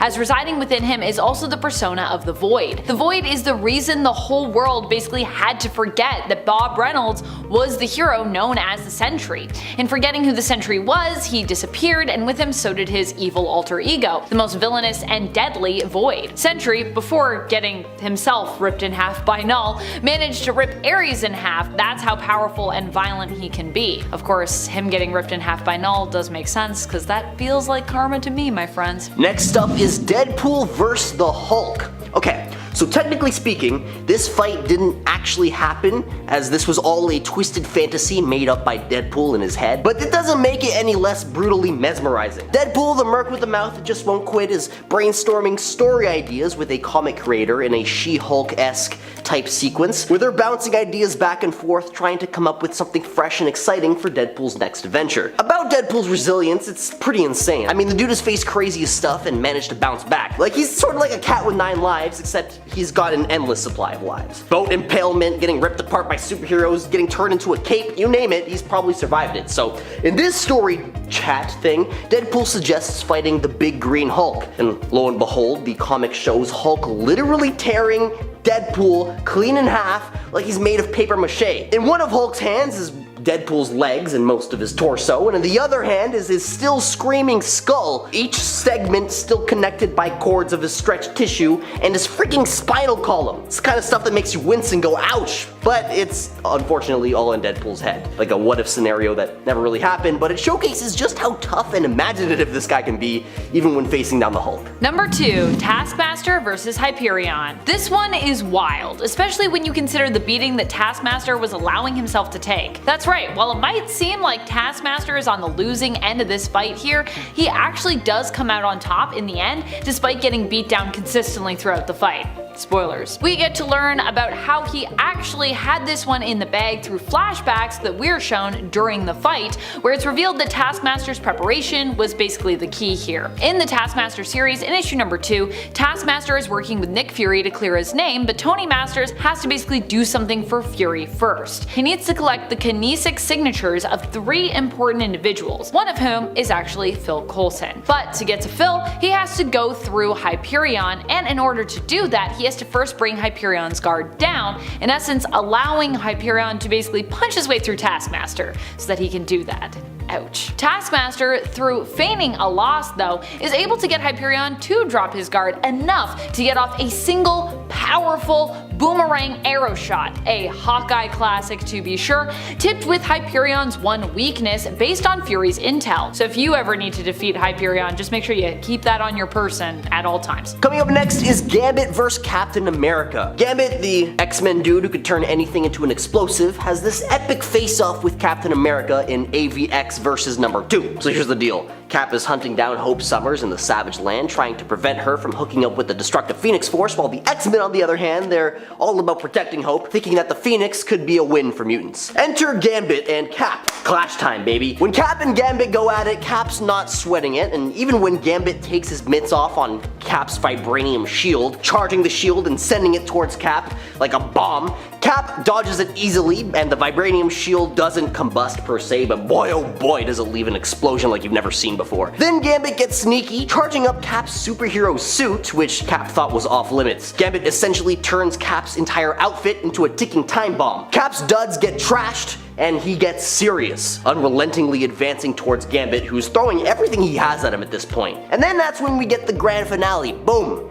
Cap's fist connects with Gambit's jaw, he decks Gambit hard, ending the tussle right there. Cap thought it would initially be a walk in the park, but Gambit pulled a pretty sneaky move. Now even though Cap won here, Gambit made him break a sweat, that's to be sure. That's how a simple tactic and a surprise move turned up the heat in this showdown. Coming in at number 10 is Ultimate Captain America vs. Kleiser. The Ultimate Universe has a ton of absolutely insane moments to choose from, all of which would work for this list. But for this point, I want to talk about a time when Captain America went a little bit overboard. In Ultimates number 12, Captain America is caught in a fight with Herr Kleiser, an old German rival. Just for better context, Herr Kleiser is actually one of the Chitauri, and they launched a full-scale invasion of Earth in the modern day, which gave Captain America the opportunity to put Kleiser down for good. So, Herr Kleiser is naked following a fiery explosion, and the two are just going punch for punch, with Kleiser even getting the upper hand and ranting about eating Steve's face, which is weird. After Nick Fury tries to intervene and Kleiser tries to make Cap surrender, Captain America finally gets the upper hand. Now, Captain America pins Kleiser down and lifts his shield above his head and slams it down edge first right into Kleiser's chest, basically slicing him in half. Then, Captain America insults the entire country of France, and it's really weird. Number 9, Captain Marvel vs. Thor.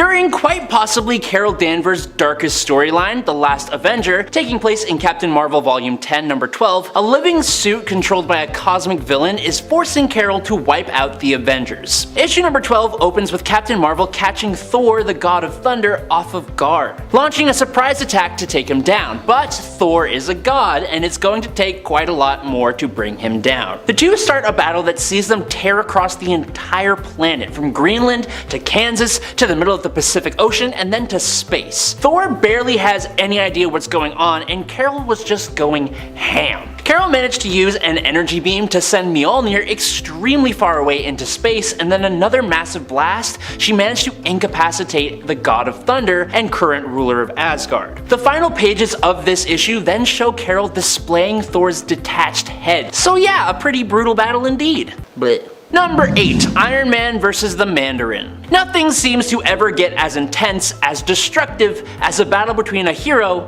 and their nemesis. And in Invincible Iron Man number 28, Tony Stark and what is arguably his most well-known villain, the Mandarin, go head to head. At this time, Mandarin was carrying out a plan to release the extremist virus into the population that would wipe out anyone without a very specific genetic makeup, which was only a very small number of the population, and it would grant those who remained superpowers. Iron Man came into this fight hot and did not cool off until it was over. This fight was a knockdown drag-out fight that saw Iron Man rip the 10 rings from Mandarin's spine, engage in a battle of fisticuffs with this powerful old man, and then finally Stark repulsorayed the ever-living lights out of the Mandarin, who then proceeded to sick the extremist virus on Stark, who used a refrigerant to not only halt the virus, but also freeze Mandarin solid. Iron Man then promptly passed out.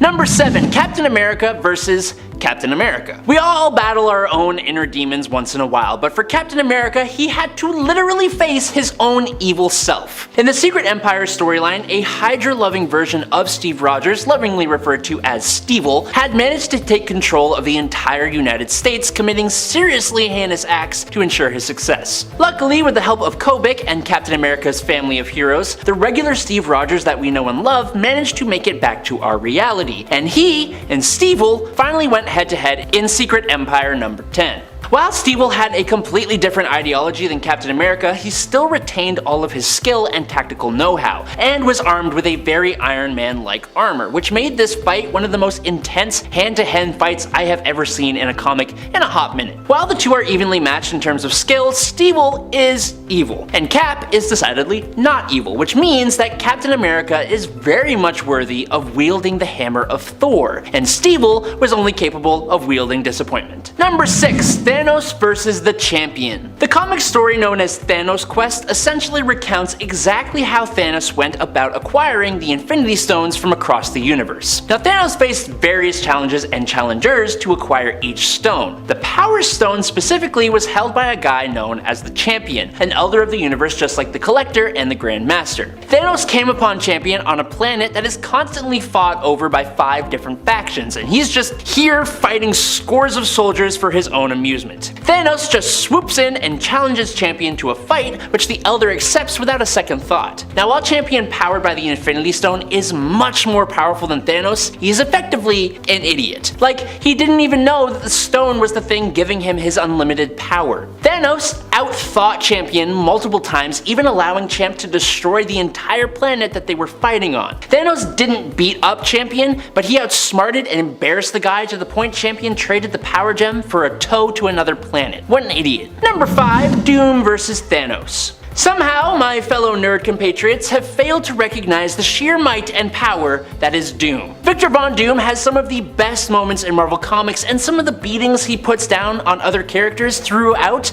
are definitely worthy of this list. When Doom was ruler of Battleworld in the most recent Secret Wars event, very few could challenge his rule, but one who was foolish enough to do so was the Mad Titan Thanos. Thanos, being the rightly smug, extremely powerful Mad Titan he is, decides to challenge Doom straight on and refuses all of Doom's offers to just work with him. Thanos goes on a little rant about how when he had the Infinity Gauntlet, he acted as a god and he called Doom a weak god. In retort, Doom goes, and do you have the Infinity Gauntlet now? To which Thanos replies, I do not, but I remain Thanos the Great Tyrant, and for you, that will be enough. That that was stupid because then in one quick move, Doom simply plunges his hand into Thanos' chest, grabs a hold of his spine, and turns his body to ash as he says, "That appears untrue." And it's just one of the greatest comic book panels I have ever seen. Number 4, Doom vs. Spider-Man. Carrying along the Dr. Doom hype train, in Amazing Spider-Man Volume 1, number 349 and 350, Dr. Doom and Spider-Man faced off, and it did not go well for the wall crawler. This time, Spidey was tracking a jewel thief named the Black Fox, but the Black Fox also had a certain Latvian ruler hot on his tail as well, as he had also bartered one of Victor Von Doom's family heirlooms, an emerald passed down to him by his late mother. And if you know anything about Dr. Doom, you never mess with anything related to Dr. Doom's mama. Doom flew to New York and just happened to catch up with the Black Fox at the same time that Spider-Man did. When Spidey intervened on the Black Fox's behalf, Dr. Doom did not hold back. Doom nonchalantly thrashed the web-slinger, leaving him with his costume in tatters and desperately scrambling away for his life. While he convinced Doom to allow him time to retrieve his family heirloom, Peter's severe beating had left him concussed, so much so that he even hallucinated Uncle Ben. The beating he took taught Spidey an important lesson about recognizing his limits. Coming in at number 3 today is Dr. Doom vs. Reed Richards. But alas, Dr. Doom is a villain, and therefore he has been defeated quite a few times. Quite possibly up there as one of the best one-on-one fights between Dr. Doom and his nemesis Mr. Fantastic came to us in Fantastic Four 1961 number 200, when these two college rivals resorted to a battle of fisticuffs. It was intense, with Doom characteristically monologuing the whole time. Even with Richards using his elastic body to try and overwhelm Doom, he fought Richards off, pummeling the man and eventually getting his metal gloves around Reed's throat. Unfortunately, one of Dr. Doom's biggest weaknesses is his own face. Thanks to his power source short-circuiting, the lock to Doom's mask was weakened, giving Reed the chance to pull it off, revealing Doom's face to a room full of mirrors. The lenses from Doom's mask couldn't protect him from the solar-powered intensified reflections and drove him just a little bit bonkers. On one hand, Dr. Doom beat the snot out of Reed Richards, but Reed psychologically crippled Dr. Doom in one fell move. Number 2, Black Tarantula vs. Spider-Man. So showing up in the Amazing Spider-Man 432, Black Tarantula seemingly attacks our spider hero out of nowhere, chucking half a chimney at him as his first move. Now, while Spider-Man tries to figure out who the heck this guy is and why he's even after Spider-Man, he is dodging out of the way of optic blasts, massive punches, and even his own webs do nothing as Tarantula just rips through them like tissue paper. Spider-Man even has a whole flashback about how Mary Jane wanted him to quit being Spider-Man, which was interrupted as Black Tarantula smashes through the wall Spider-Man was standing on. Spider-Man ends up floating down to an alley, and while he gets maybe 2 or 3 punches on Tarantula, when the villain gets his hands on Spider-Man's ankle, it's all over. He slams Peter between the alleyway walls, then down onto the pavement, and then he literally rips off Peter's mask, revealing his bruised face before telling him that he is sparing him so he can find Norman Osborn's missing child. But when he has done so, Spider-Man needs to leave New York for good. He then just walks off, leaving Peter in the fetal position, counting his injuries and thanking his lucky stars that he is alive. And finally, in a number 1 today is Moon Knight vs. Bushmaster. During Charlie Huston's 2006 run of the Moon Knight comics, in the 2nd issue, Mark Spector recalls how he ended up in a wheelchair. And it was all because of his little fight that he had with his nemesis, Bushmaster. In a flashback, the two are brutally fighting each other along the rooftops until Bushmaster savagely throws Mark off of the roof and he crashes down, bouncing on and off of a fire escape below, breaking and crushing both of his knees at the same time. It is brutal with a capital B, but this is Moon Knight. Thinking he'd won, Bushmaster comes in for the final hit, but Mark lands multiple crescent darts deep in the villain's neck. But then, Mark isn't finished. He then climbs on top of his nemesis and using another dart, he relieves Bushmaster of his own face, giving him a look that resembles what his mask used to be, a face with the skin removed. Number 10, the Inheritors. The Inheritors are Morland's crew and family. The clan Morland himself is also a part of. They're a powerful energy vampire clan which hunt down various totems and consume them. Because yeah, there aren't just spider totems out there apparently.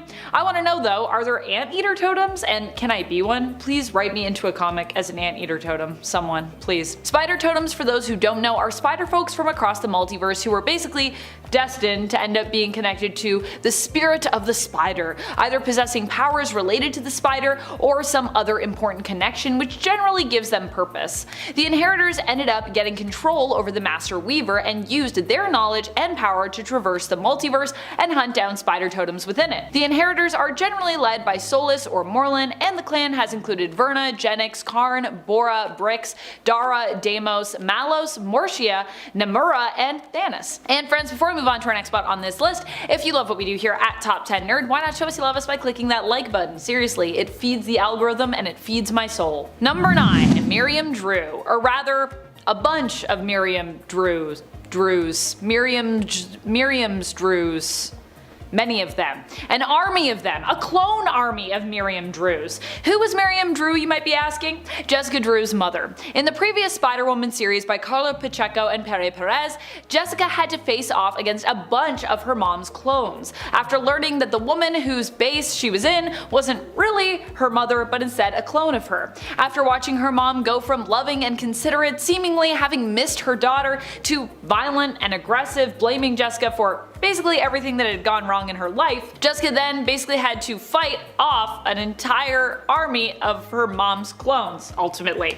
Like Jess at the time, her clone moms were also juicin', which also made them scary foes to face both in form and in power. If you don't believe me, read the series. Number 8. Zodiac. Zodiac is a blast from the past. He was a villain who was first introduced in 2010, but only recently reappeared in the comics, pledging to become Moon Knight's sworn nemesis. A very different vibe from Raul Bushman, honestly. Zodiac reminds me more of Joker or Deadpool when it comes to his antics. He's both brilliant, but also criminally insane. But it is his penchant for creative and deadly thinking that makes him honestly so dangerous. Like when he took on Moon Knight's ally, Reese, a vampire, not with a cross around his neck, but instead wearing his own name around his neck, as he clarified that it actually wasn't the cross vampires were weak to, it was faith, and Zodiac believes devoutly in only one thing: Zodiac. Number 7. Tyler Stone.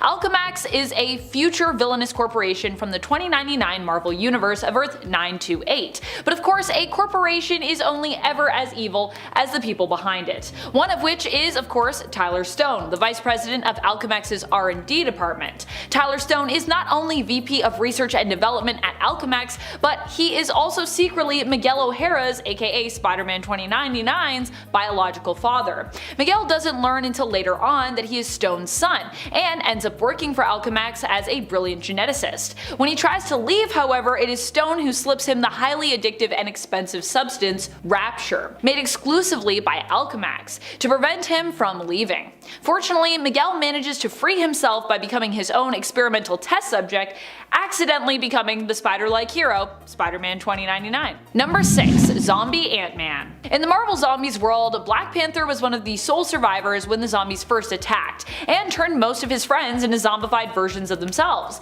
One such former friend, Hank Pym, actually just managed to trick T'Challa into coming with him. Or well, he almost did. Either way, Hank managed to trick T'Challa enough to get him to a place where he could basically incapacitate him and then hide him away. Having already begun to change himself, Hank basically planned to use Black Panther, his friend, as a food source. Because Hank is a genius, which means when he's a zombie, he's a really dangerous genius. Hank kept him locked away and alive while slowly savoring and devouring his friend. Fortunately, Black Panther would escape and even become the leader of a land of survivors, although he would eventually turn into a zombie himself, much later on.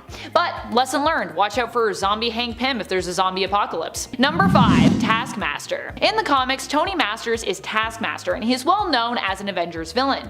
And it is through his clashes with that team that Taskmaster also became a recurring villain of Hawkeye as well. Now, you might not know it to just look at Taskmaster, but the two have had some pretty epic fights over the years, with Masters himself also possessing marksmanship skills to rival that of, get this, Hawkeye himself, and also being known as a villain who is proficient with the use of a bow and trick arrows.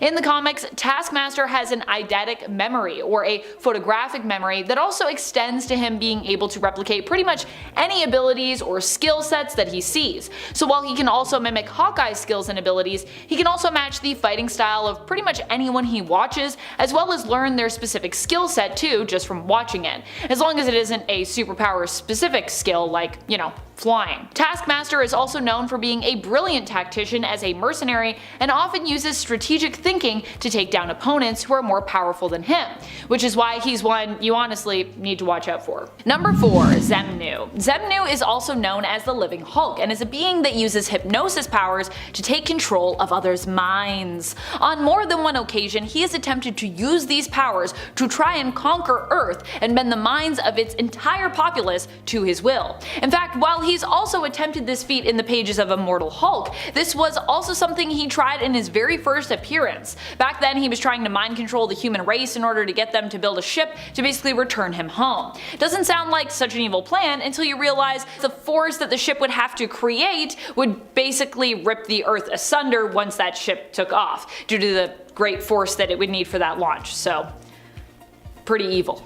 Number 3. High Evolutionary. As we saw in Guardians of the Galaxy Volume 3, the High Evolutionary is truly a villain to be feared. And honestly, when I found out that the High Evolutionary was going to be in the MCU, I was like, man, that's gonna be lame, because on paper, he's another kind of silly character, especially when you consider that he's often used as a scapegoat for retcons, bizarre origins, and honestly pretty weird plot points. The fact remains though, the High Evolutionary, as the film proves, is truly the be-all and end-all of Marvel's mad science department, and the god complex he has in the MCU basically sums up so beautifully what is so frightening about him when you really think about it. He thinks he's perfecting life, when really he's basically warping and polluting it. Number 2. Thane. Thane is Thanos' son, and while he might not look that intimidating, he's definitely proven himself to be deadly in the past. Initially, Thanos was hunting down Thane because he feared Thane's potential power surmounting his own. He's basically afraid that Thane will rise up and overtake him, but in the end this wasn't something that Thanos really had to be particularly afraid of, it turned out. Even after he became empowered with the Phoenix Force, Thanos still managed to somehow defeat Thane, and this was also at a point when Thanos seemed himself to kind of be dying. Thane ended up being stripped of the Phoenix Force and ended up sentenced to suffering a hell-like existence in the God Quarry for the rest of his life. Or at least until some writer remembers he's still down there and decides to pull him back up again. Thane was also an Inhuman, and his powers are actually perfect for someone who is known to be Thanos' son, and are also pretty OP, I gotta say. He had a death touch ability that, while untamed, basically killed anyone within a certain radius, and he could also trap people in a state of living death through encasing them in amber, which honestly sounds awful. Honestly, while he's in prison for now, I'd watch out whenever he gets out of that God Quarry and is free again. Number 1. Monarch. I feel like we're always sleeping somewhat on Jamie Braddock here, and we honestly don't talk about him enough, so I'm gonna bump him up to the top spot this time around. Monarch to you. Monarch is known for his reality warping powers, and while not always a villain, most of the time in the comics he has basically been a villain. What makes him different from other reality warping characters, and namely mutants out there? Monarch's powers work on a quantum level, and although there are people who can influence Monarch's powers by manipulating his mind, he also is pretty powerful as someone who can basically just make things happen by thinking them into existence. Yeah. He is the elder brother of twins Brian and Elizabeth Braddock, but despite being related to heroes, he seldom is one himself.